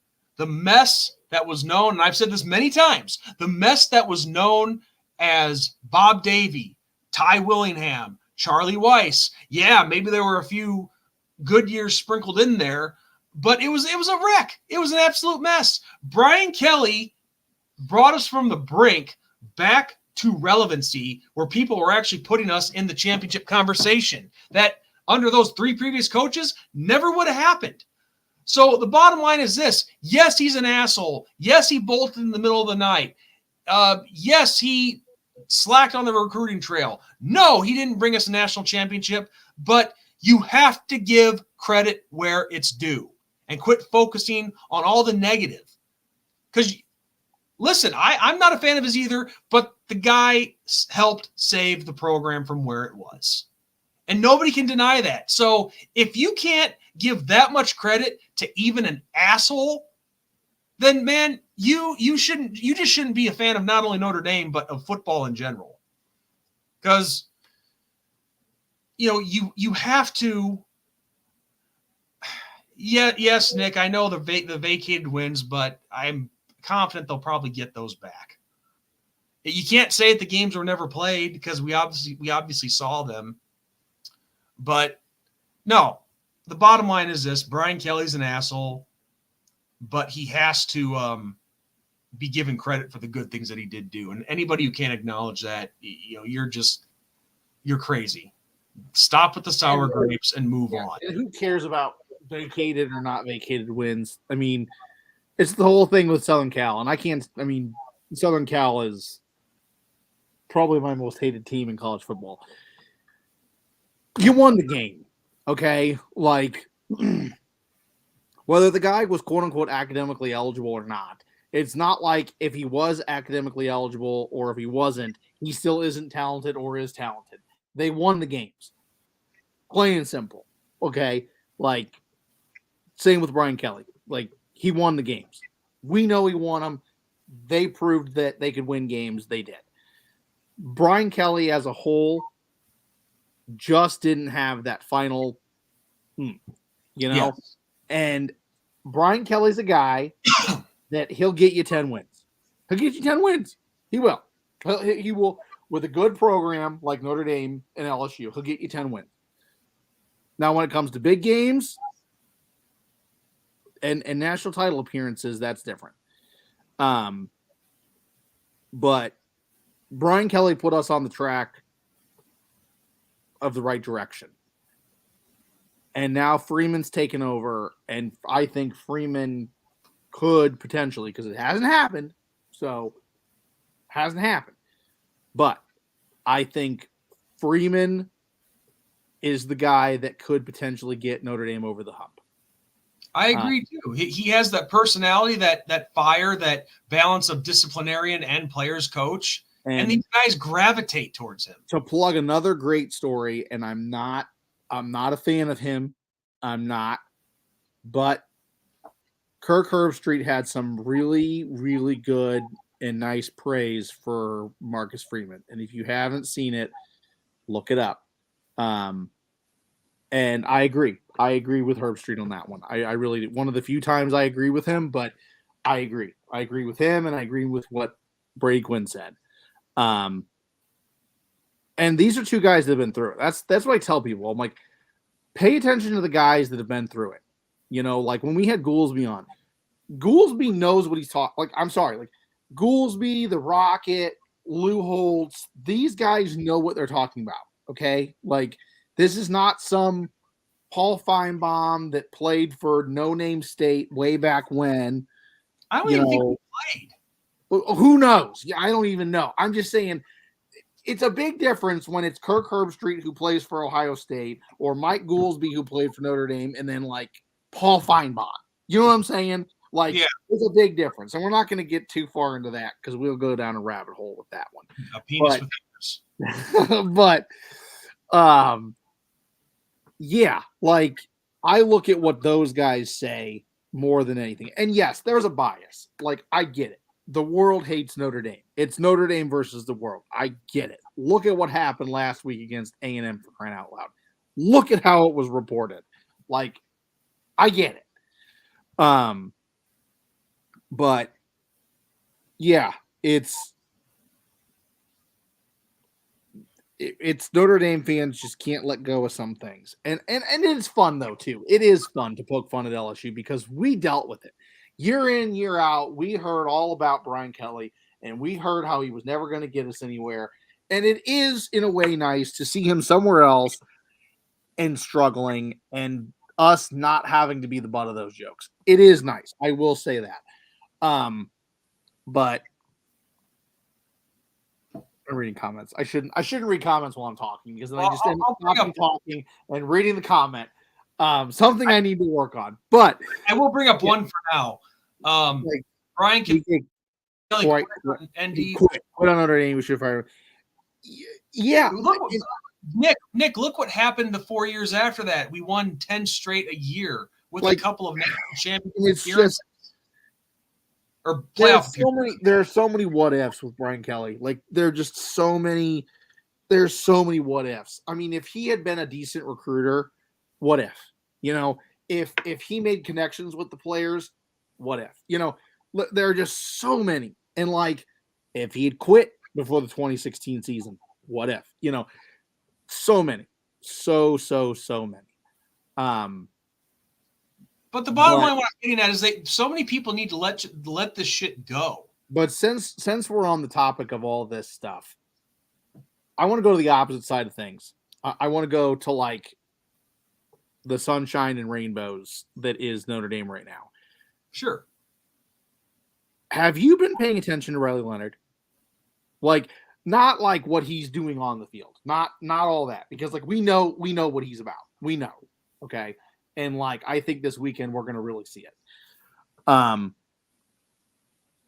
Riley Leonard had a really, really, really interesting quote talking about the cohesion that these guys have with one another. And that is that Notre Dame, in my opinion, is trending in the right direction in more ways than one. And that is that we have found our faith at Notre Dame again. People know what we're about. You know, this is a football show first and foremost, but Sean and I are both Christians. And we're devout. We're devout Christians. We are in different branches of Christianity, but we are. Denominations to those who might know it differently. But dude, Riley Leonard was talking about the fact that when he came to Notre Dame, he started a Bible study. And it was 5 guys. Just 5, which small number. You know. Talking about it this week. And if you haven't seen it, you can see it on Instagram, Facebook, wherever you get your news and your social media. It has grown to 40 plus guys for a Bible study. And all these guys are on the football team. This is not just like students that are from Notre Dame that go there. This is like just football players. That's incredible. I'm sorry, that's incredible. And these guys are starting to really become one, if you will.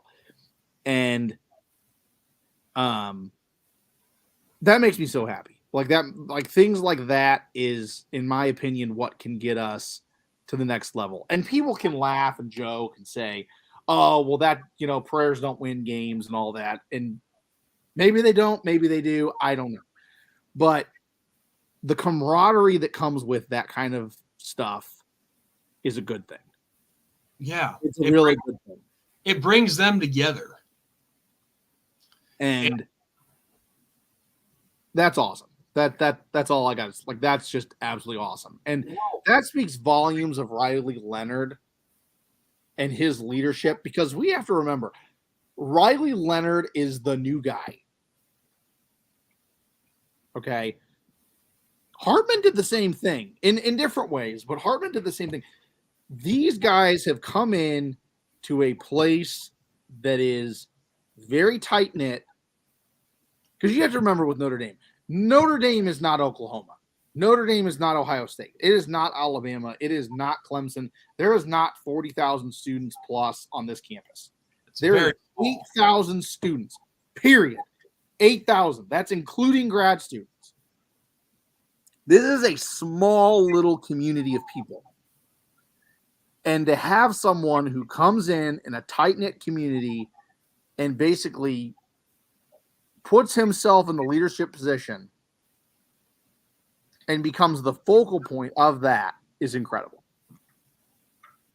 Well, he's showing those guys that even though he hasn't played here for 3 or 4 years already, he's showing them that, hey, he can be that guy that they can lean on, that they can trust. And, you know, you're not just given that a captain's role on that team. You have to earn it. It's voted on, but you're voted on by your peers. And there's a reason that his peers voted on him, is because they have confidence in this guy. And, you know, power of prayer or power of faith, think of what you want about it, but it's brought these guys together. Yes, it has. And I'll tell you one thing, and maybe this is not where you were wanting to go with this, Ben, by bringing it up. And I'm not going to go into any specific details, but seeing that myself, I didn't see a ton of it, of what you're talking about, but I saw something in like a video clip and whatnot, and in an article. But seeing something like that gives me more hope, because, again, without going into detail and not saying too much on it, because I don't want to go deep into it or turn this show into something that it's not. Everybody knows it as well as you and I do. College campuses have been changing. There's been a lot of shit going on the past 15, 20 years or so. And it's even some of this stuff, this negative element, if you will, for lack of a better term. It's not just every campus, but it's also the snake is the serpent has found its way onto even Christian or even Catholic campuses. A lot of snake-like elements, and Notre Dame is they're not exempt from that. Because you and I were at Notre Dame once, and I said, "Man, this is wow," on certain things. But yeah, that's the point that I'm getting. That's all I need to say about that. Everybody else can fill in the blanks. But seeing that these guys still go to prayer and come together, mm-hmm. that gives me hope. That gives me some hope, for sure. And it also tells me that the Lord still is in control, despite all the chaos that we see across the world and on these campuses. So I just wanted to throw that out there. And I know that's probably not where you were wanting to go with it, but I really felt the need to add that in there, to add on to your point. Yep, I agree. It's nice to see, and it's nice to see these young people embracing their faith.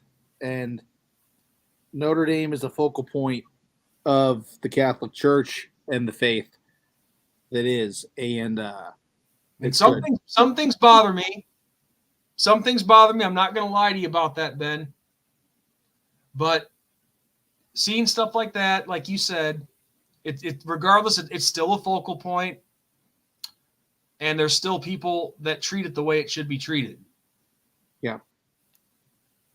So it does give me hope that there are people that still treat it that way, that the way it was meant to be. Yep, I agree. Well, you read some articles of things that make its way to campus. I'm sorry, I find it troubling.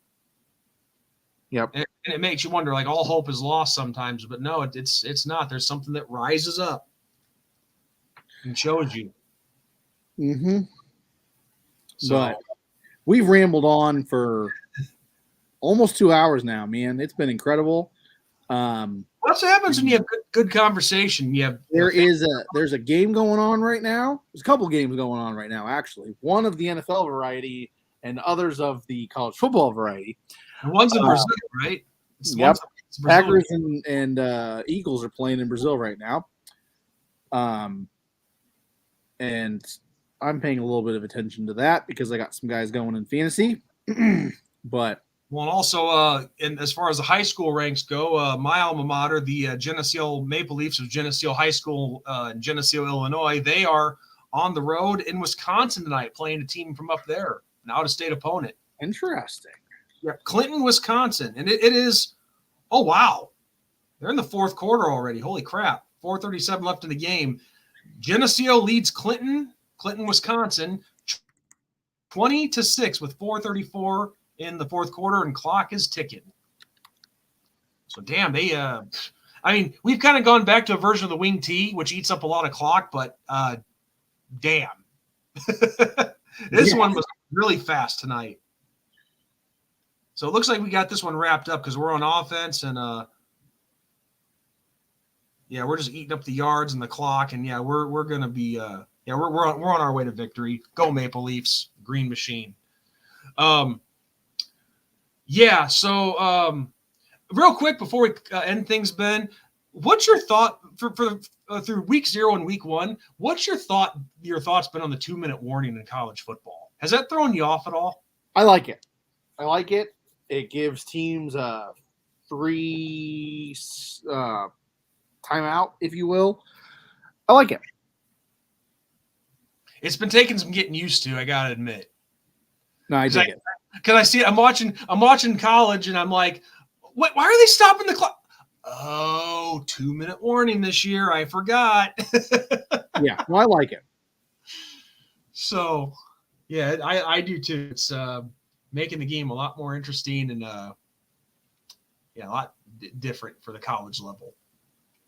But no, I can't think of anything more to talk about. It's just you guys like us, just spread us around and subscribe if you haven't. And but yeah, one thing that's I'm looking forward to, and even though it's all the way in November, Senior Day, can't wait to meet Matt Shelton in person because he's going to be doing a book signing there. Oh, really? One of four different games. I think he's there this weekend against Northern. I think he's going to be there. Did he say Florida State? I'd have to look up the schedule, but tomorrow and then against Virginia, I know for sure he's going to be there. Very interesting.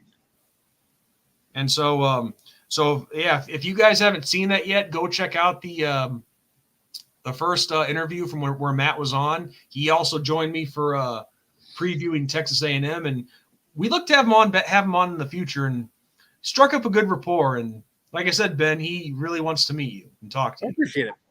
Yep. So, with that being said, anything else, Sean? Yeah, there is something else. I want to take a vote from everybody, including you, Ben. And I want to see the answers in the comment section. Should I do a midnight Taco Bell run tonight? Yes. Okay, let's give it a couple minutes just to see if anybody else. I have spoken. Just go do it. Well, what are you, a dictator? These people don't get a say themselves. No, they don't. No, go do it. Yeah, no, me and a buddy of mine, we used to go on late night Taco Bell runs all the time, especially on Fridays. Just time to do it. When you live in a smaller town like we did for all those years, you got to do something. You got to get out and do something. Just get out of town, have a nice drive. It was about 17 miles away. Whoop. It was a near Taco Bell. Well, 2 of us say yes. Okay. Three of us say yes. Okay, let's go. Joseph Lynch, do it. Yeah. Okay. That's 4. 3. Totally do a midnight Taco Bell run. I got 4. Nick Dean says it. All right. I guess I'm going to Taco Bell tonight. What should I get? I mean, I always love the cheese. Here's what you get. Let me just say this for the record first, before any of you form your opinions. My favorite thing there is the cheesy gordita crunch. I love those freaking things. And what pisses me off. We're in a ballpark. We're in the ballpark. Okay. Hold on. What pisses me off about those, when they first came out, they were 99 cents. And granted, yes, that, times are different back in the mid to late 90s. I get it. But come on. $5 for a cheesy gordita crunch. That is bullshit, man. Bring back the 99-cent cheesy gordita crunch, Taco Bell. We got to get a petition going for Sean. Like, hey, yeah, let's do it. I mean, sorry, I love that thing. Let's do it. Because hey, if Arizona iced tea can be 99 cents, so can the cheesy gordita crunch. Oh, no shit. But tell me what you would order. I didn't mean to cut you off. Tell me what you do. Here's what you do, okay? Here's what you do. I will not lead you astray. Okay. You do a Crunchwrap Supreme, okay? Nacho Supreme. And they don't have them anymore, so you got to substitute. But the Beef Gordita Supreme was also a phenomenal one. So I would say substitute for that cheesy gordita crunch. Okay. Just like to kind of try something different, you mean? Yeah. I got to put this up. Cold as Brian. If I ever ran for public office, my biggest platform would be bringing up the old prices of Taco Bell. Yes. Dude, I know. I'm giving Cold as Brian a shout out tonight on my Facebook. I am totally going to bring that up. We need Trump and Kamala Harris to debate about Taco Bell prices. Man, let me tell you something. Let's hit the real issues. Let's hit the real issues, okay? Like, nobody got time for everything else. We want freaking $1 Tombstone pizzas. We want Arizona iced tea for $1. They're setting the precedent and standard. And now let's bring back Sean's favorite at Taco Bell. Come on. We got to talk about things that really matter. I mean, the actual debate itself is going to be popcorn and a few beers worthy. But, man, if they had one where they just debated about bringing back old Taco Bell prices, yeah. We can bring back Crystal Pepsi. We'll bring back a whole bunch of shit. How's that sound? I like it. Man, what else is awesome that they don't have anymore? I know Mountain Dew would never do it. I know they would never do it because it's a phenomenal marketing strategy. But all year round, Baja Blast. Well, I know Baja Blast is Taco Bell is the only place where you can get it. Taco Bell's the only place you can get it, and then summertime is the only other way you can get it. And then once summertime's over, it goes out the window, and you can only get it Taco Bell. Oh, I can think of several spicy potato soft tacos. I get those all the time as well. They're a good value. Of course, Nick gets it. I've never had White Castle. What? There's not one close enough to me. I've never. Gosh, what is happening right now? What is happening? I've never seen a White Castle in the Quad City area, let alone anywhere close to me. I think the closest is like Chicago.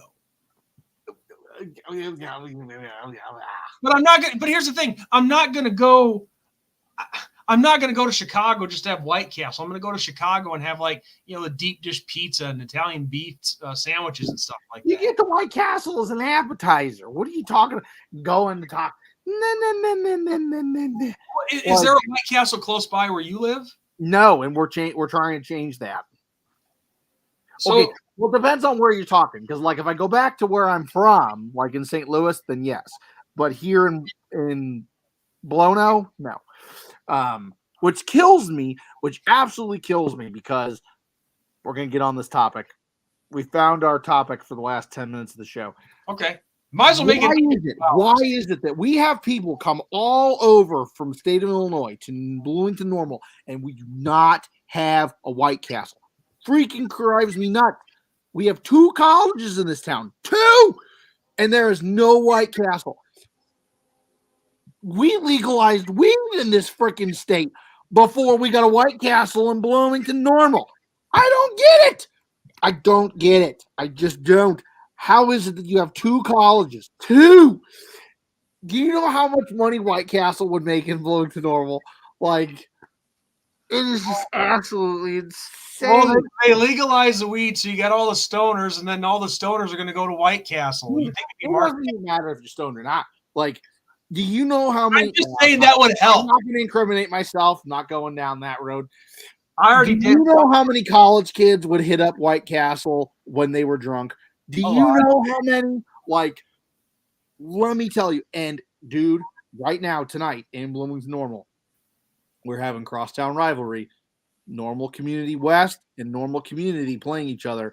The city is silent right now because they're playing each other. Do you know how many people will go to White Castle after that game? Do you know how many people would? I guarantee you every freaking one of them. Guarantee it. Well, And I've seen Chick-fil-A here. I've seen it. We got one in town. Let me tell you, that line is all the way into Veterans every day. well, it just. This is going to be clipped by somebody. Somebody's going to clip this and have me ranting about freaking White Castle on the Irish. Oh, I'm going to do it. But like, I'm going to do it. Look at your talk. Your co-host is going to do that. I'm going to make a whole like, segment. oh my gosh, we just hit the topic of the night. But back to Taco Bell. Like, I don't get it though. We have Taco Bell. We have. Listen, Chick-fil-A. the statistic down there is there's so many restaurants. I forget what the exact stat is, but Per capita, we have the most restaurants. that's what I'm for saying. sure. Well, yeah, Most no, we do. per We do. capita. And it's because somebody explained it to me. It's because like we're a test city or whatever. Like if it does well here, then they put it other places too. It's crazy. It's like every other building's a restaurant. It's awesome. But yeah, it blows my mind. Like it absolutely does because the only other place you can get White Castle is near Chicago. It's like Bolingbrook and stuff, and it's like, why? And I don't know if there is, and there's none near Peoria. No. The only 2 places that you can get it within this area is if you go north towards Chicago or if you go south towards St. Louis. Okay. Because Yeah. St. Louis has a whole bunch of them.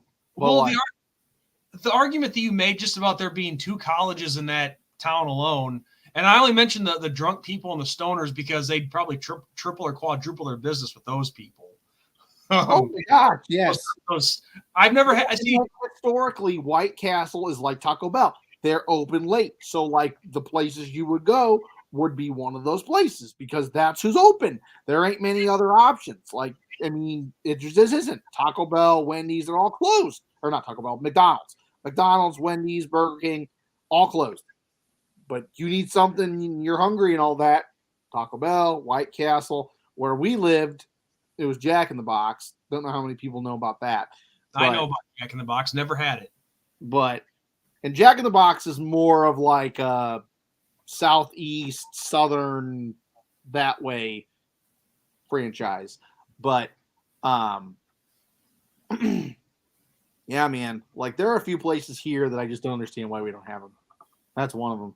Well, campus towns should have a wide variety of stuff, which I mean, that area does, but it's like you think, like you said numerous times already, you think White Castle would be now like right. they got where we're at. They did get smart. We opened up Portillo's and we opened up Giordano's here, and like they're not as good as up north. I will say they're not as good as up north, but if you want a close second, that's where you go. Like, not gonna lie. And they know because all those people that go to college down here in Bloomington Normal that come from the Chicagoland area, that's what they want. Nick Dean has a few comments I got to share. Yeah, 19 cents each. We know about that.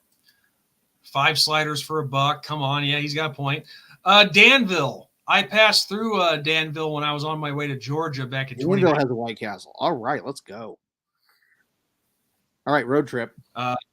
Yep. Well, we got to go to Super Dog in Chicago first. We mentioned that on the last video. I want to try that place. That place looks awesome. Like my aunt and uncle used to come down from Michigan and order 400 sliders to take home and freeze. Okay. Cool. And you can get them frozen now. In our grocery stores, at least, you can buy White Castle burgers, but they ain't the same. Like No. it's a close second, but it ain't the same. It ain't the same as the fresh stuff you get from the restaurant. Of course. Oh, of course not. Taco Bell got too upper class, and White Castle is still humble. Yeah, I agree. You get a slider for $1.50 at White Castle. So yeah, I agree. But cold as Brian said earlier about the spicy soft taco, he is right. They do have a good value menu, Taco Bell. Nick Dean says in 89 and 90, we would get so drunk at a party in Bloomington and go to White Castle and order like 50 sliders. And I bet the people are behind the counter were like, that's it. Right.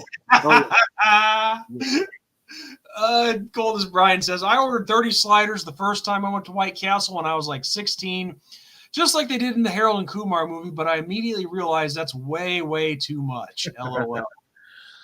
Well, okay. If you want to hear, okay. Yeah, they made it look really easy in the movie. I can do about 9 to 10 on a good day. With fries and drink. I can't say because I've never had White Castle. But that's on a good day. 30 is a lot. Like I will say, like 30 is a lot. Like from a fat man, 30 is a lot. Well, in the Harold and Kumar movie, when they finally got there at the end, let's see, what they each get? 30 sliders, 4 fries, and like four Cokes or something. Something like that, ridiculous. Yeah. But you're right. I mean, there's more food there than what you think. I mean, yeah, they may be these small little sliders, but that's still a lot of meat and a lot of bread. Yeah, a lot of bread. That's a lot of bread. Like there's a lot of meat too, but the bread is what's going to do you in because the bread's going to fill you up real quick. Oh. Nick says, I feel like that might have been damn, Ben, my wife can eat 12 without sides.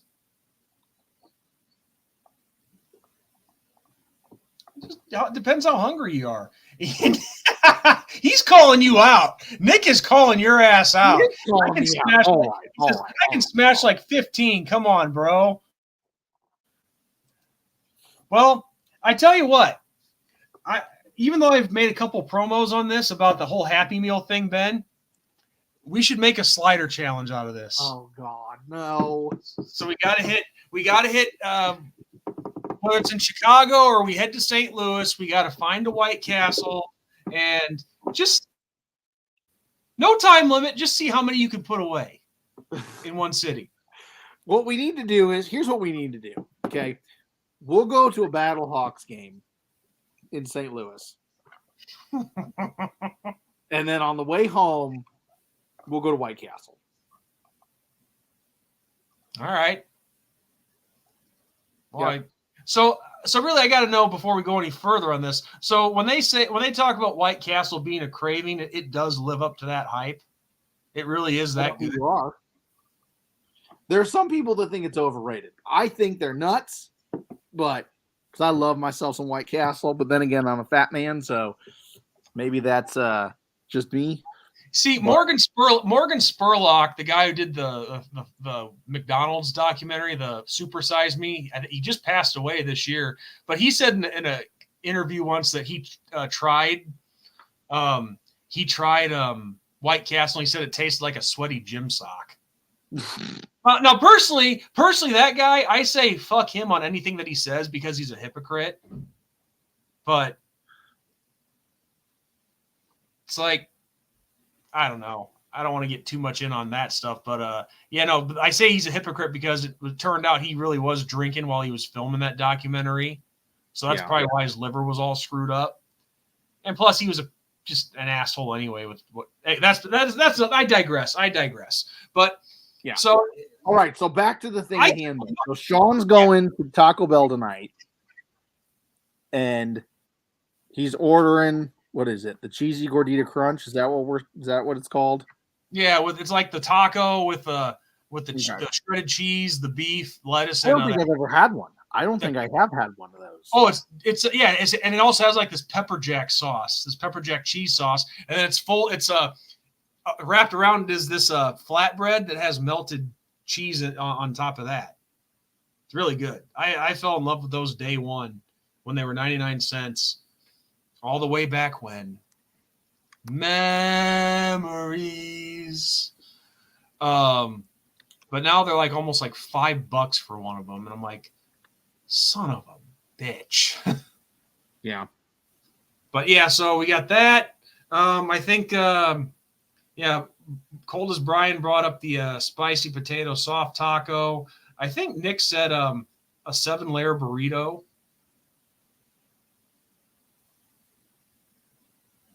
And then a beefy 5-layer burrito is not bad.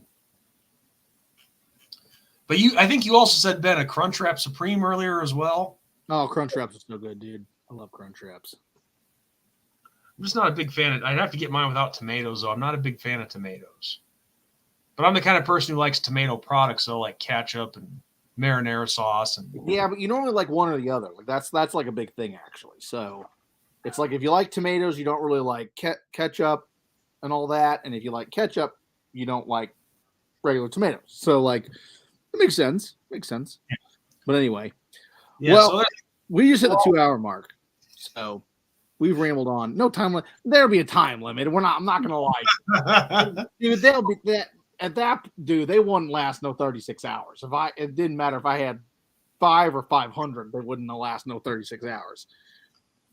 Definitely.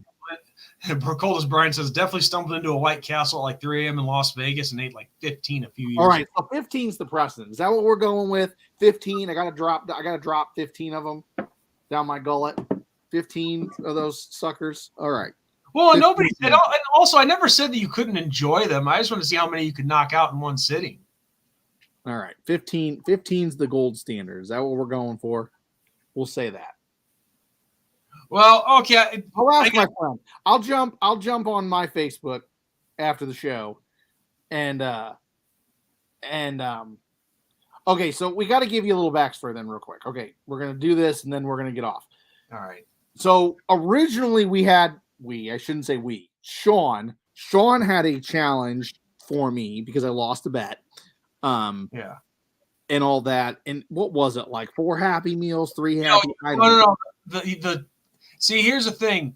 It was some amount of Happy Meals. Like our 5. A professional eater probably couldn't do it. Ron thought it was absolutely hilarious.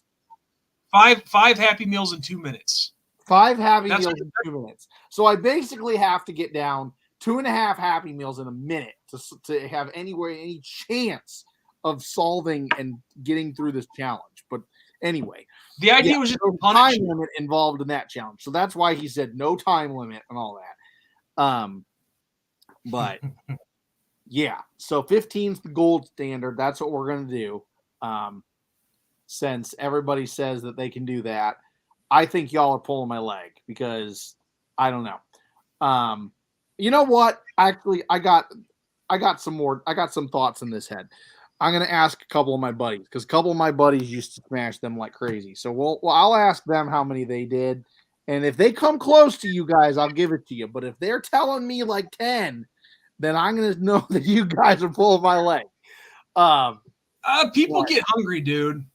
I don't disagree with that, especially when you're drunk and all that. Like, I don't disagree.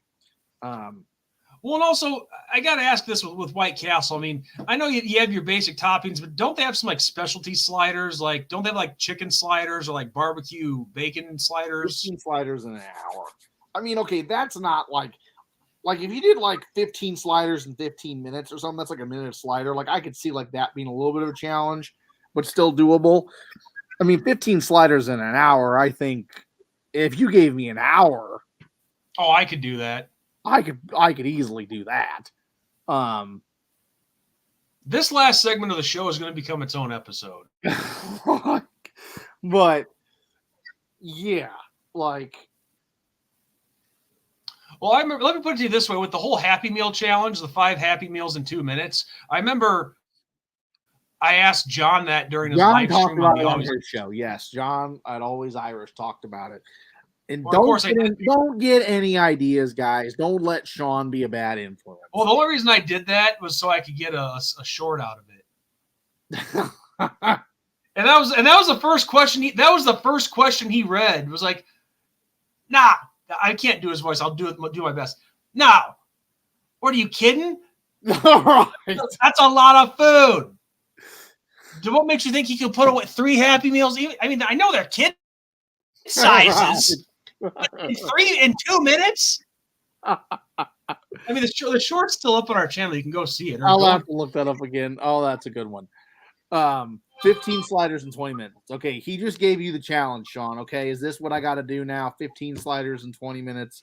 I'm not requiring it. It's just I just said in one sitting. I didn't say that. He's right. I didn't say there was a time limit. I just said in one sitting, which like people are usually at a restaurant for what, like an hour when they're having their food, Give or take. Yeah, I mean, it's more like an hour is how long it takes. Like normally, like by the time you order and get the food and talk with your buddies and all that. But I mean, if you want to try that, taking out 15 sliders in 20 minutes, go for it. But I'm not going to require you to. I just want to see how many sliders in total you can put away in one sitting. Call like we all have one. I don't care how big you are or how small you are. Everyone has what I call their inner fat ass. We all have one. Listen.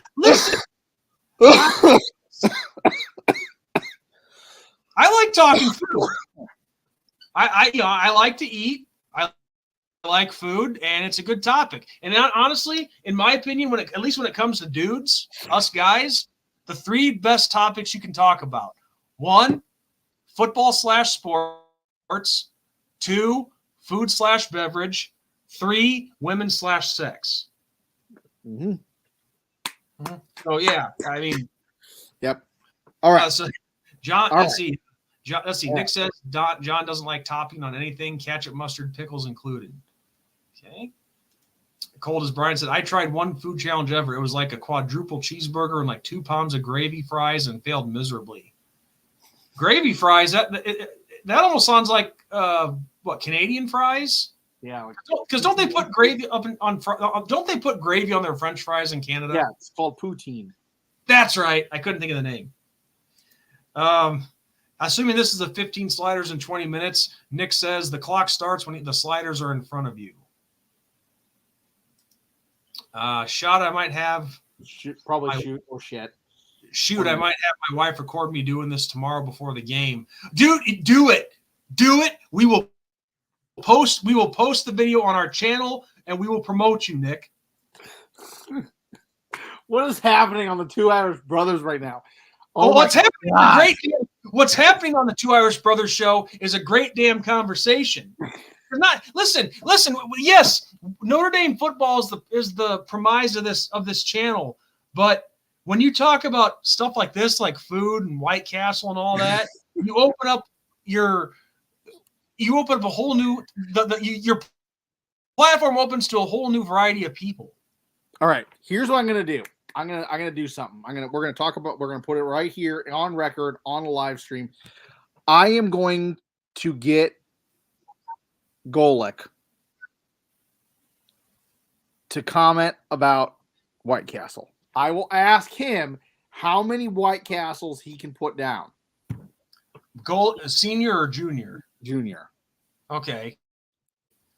And are you sure he'll even respond to you? I'm gonna try. I'm going to do it until he either blocks me or answers me. I'll do it for 500 days if I have to. You heard it here. All right. It starts tomorrow. I'm not going to do it tonight. Tomorrow. First thing in the morning at like 8 or 9 o'clock when everything starts really rolling, I'm going to ask him. Then we see it 50 times later, and he still hasn't said anything. So you got to keep pushing. Oh, I will. Okay, Junior, how many White Castle sliders can you put away? It's like, will this fucking guy please leave me alone? But watch, it gets to the point where Mike Senior sees this and he's like, hey, son, you might want to answer his question. I mean, he's got a pretty intriguing question. I had a chance to meet Senior over in Ireland, but there were too many people around him. All right. Well, this is a good stopping point. We're 2 hours, 10 minutes into this show. Holy crap. This took a turn. This is what sucks is that it has to end because I'm having fun talking about this. Yeah. Because now you got me curious about trying White Castle. It's like I told you. We're gonna make it happen. See, it's more important. See, here's the thing, though. It is more important that you try White Castle than I down 15. That's the thing. Like, that's the thing we got to remember here, guys. Like, Sean we can do both on the White Castle. We can do we can do both on the same video. Oh, I know we can. I'm just saying level of importance. That's all I'm saying. So anyway, we do have to get up. We do have to get up to Chicago and try Super Dog. I've seen so many videos about that place. It looks freaking amazing. Maybe we do a road trip. And it's just, yeah, we got to get a road trip here in the next few weeks. I'm serious, dead serious. Nice dream, fellas. Yep, I appreciate it. Thank you, Coles Brian. I'm gonna look up how to do cross-platform matches because it's a thing. Because I've played guys on Xbox with my PlayStation. I just beat a guy before I got on the show. Guy playing Colorado. I knocked the crap out of him. Are you trying to find a way to do this with a White Castle challenge? Or are you talking strictly video games with that comment? I'm talking about video games. Okay. So I was like, if we wanted to have a White Castle challenge, all you have to do is just invite somebody on the stream, and you both go to White Castle and buy stuff. Right. No, we could manage that. No, yeah, I'm gonna look that up. I'm gonna figure it out because it's got to be a way, to play individual people as opposed to just like how the computer selects people. Right. But yep, just got promoted and rode to the playoffs again. Happy about that.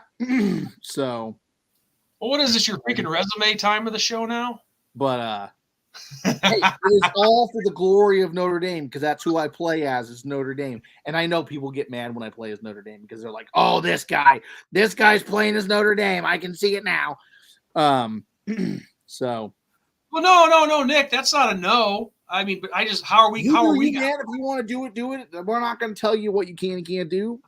Come on now. No, what I'm saying. What I'm saying, Nick, is you record yourself doing it, send it to us, and we'll play it on our channel. I don't live near White Castle. That's the thing. Like the closest one to me is like 2.5 hours each way, like up or down. So no, I don't live near one. The only way I can get White Castle is if I go to like Hy-Vee down the road and buy some frozen burgers and all that. That's the only way I can do it. So if you want to do that, I'd love to see it. That's why I'm saying Sean and I got to do it like on a road trip because what we're saying to you, Nick, is you record yourself doing it. I mean, it'd be pre-recorded, but we would post that video here on our channel if you did that. Yeah, for sure. If you could, get yourself 20 or 15 sliders. Have your wife record you eating those sliders in 20 minutes, doing the challenge. Then you send us the video. Yeah, that's what I'm saying. Nick, email it to us. Yep. Email it to us. Go how about on our Twitter page? How about that?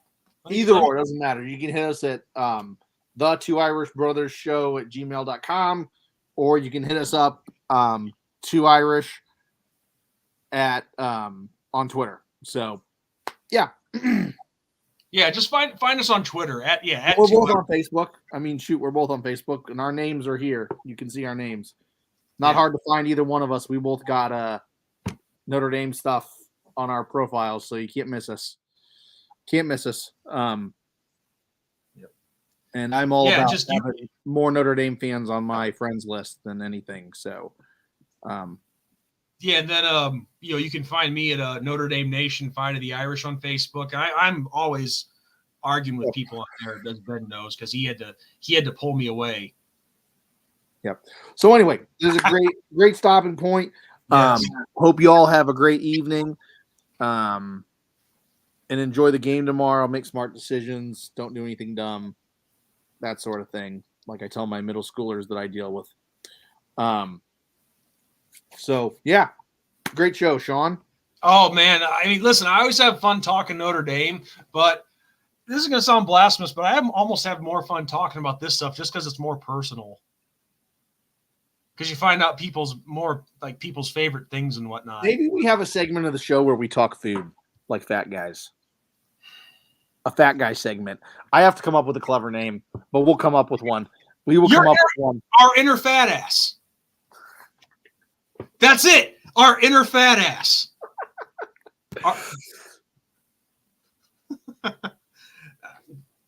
Well, it depends, Nick. Are you going to enjoy it? Because if you enjoy it, definitely don't die on our accord. I mean, Notre Dame's already given you heart attacks left, right, and center with some of these games. So let's not add to the whole thing. I tell you what, this is what we'll do. So a lot of you guys know we already have a raffle that we're trying to put together. It's going to take some time. We're sorry for that. But Nick, you hear it now. If you eat 15 sliders in 20 minutes, Ben and I will get together and we'll think about giving you some kind of prize. Yeah. You don't even have to enter for anything.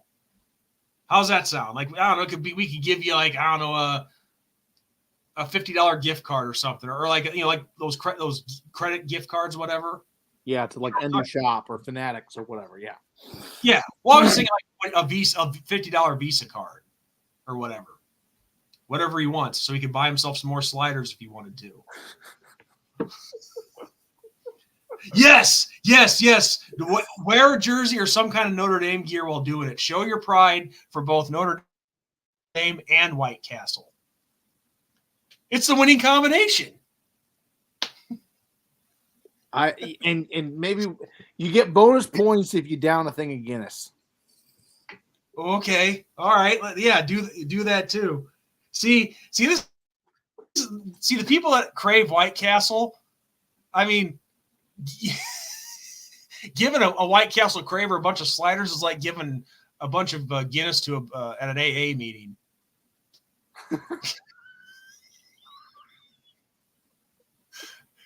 It's like, if you give them. Stop. It's like that classic kids book. It's like that classic kids book that we read as kids. If you give a mouse a cookie, he'll want a glass of milk to go with it. Well, in this case, I'm not saying this about anybody in particular, just in a general. Stop. Hold on. No. Are we thinking about the same guy? Are we thinking about the same person? Are we? No, this is nobody in particular. This is just a generalized statement. I swear to God. Well, I'm thinking about somebody right now. What the guy I was talking about earlier? No. That I showed you a picture of, or somebody else? No, our favorite guy in the world. Well, there's a lot of fat people that I know. No, Sean. He's across the pond. Oh, Jerry? Yes. I don't even know. Well, why would I? He's always drinking Guinness. Okay. Well, I thought you were talking about White Castle. I said he has to drink a thing of Guinness on top. Oh. Okay, I thought you. Nick says maybe a pint on top. Hell yeah. Maybe I will drink 2 pints. Go for it. We're not responsible for anything after the first one. But no, I'm not responsible for anything after the first slider. Let's just say that. Like his poor wife is going to find him. We're going to be like, I'm going to be pulled into Notre Dame court or something. Well, I'll tell you one thing. If he's wanting name recognition, he's not. He's going the wrong way about it. It's for our entertainment. So his name. If he does this, Nick, if you do this, your name recognition means a lot to us. But I was going to say, Ben. Okay, if he does this, he's a living legend. Yes, a legend in the Notre Dame lore that is. Oh, absolutely. Right. He will. Hold on. I wanted to say one more thing, damn it. Just one more thing. Okay, if you get that book we used to read, if you give him a mouse a cookie, he'll want a glass of milk to go with it. Well, here's a new one. This is about nobody in particular. If you give a fat ass a bunch of White Castle sliders, he'll want a couple pints of Guinness to go with it. That's my new book. Oh shit. And I'm not calling Nick that. I'm not calling myself that or you. I'm just saying that's a funny name for a title. for a book title. Jerry's messaging now, asking what the heck is wrong with you. I got a Facebook message, but it's not from him.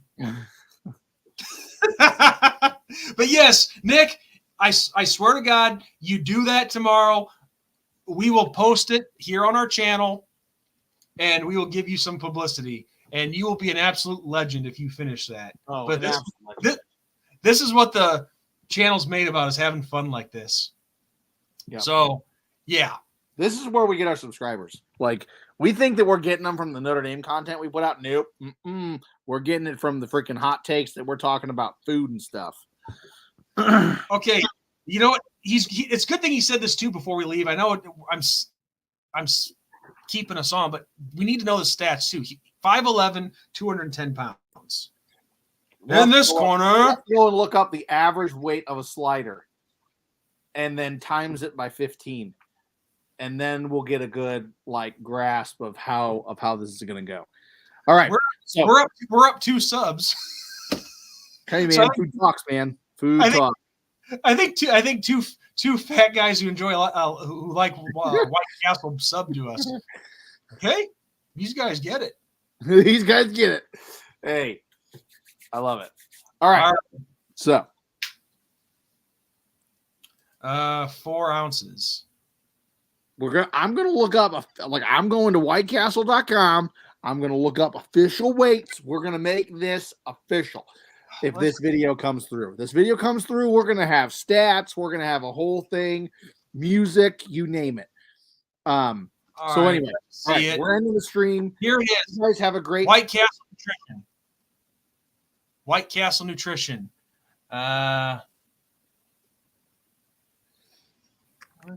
Where's the freaking weight at? I just had it.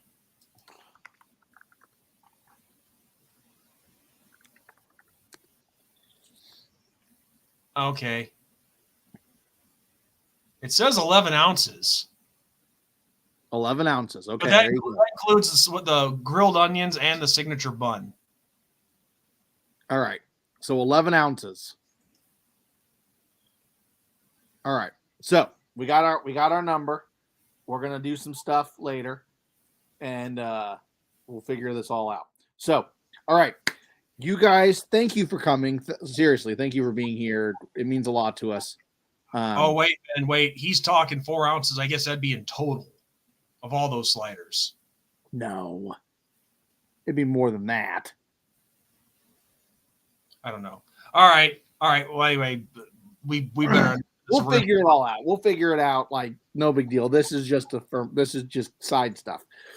But Nick, regardless, Nick, film it. We want to see it. Yeah. So anyway, you guys have a great night. Thanks for stopping by. As always, I'm going to lead it for once. As always, have a great night. God bless, and go Irish. Go Irish and go Nick Dean. Take those sliders down, man.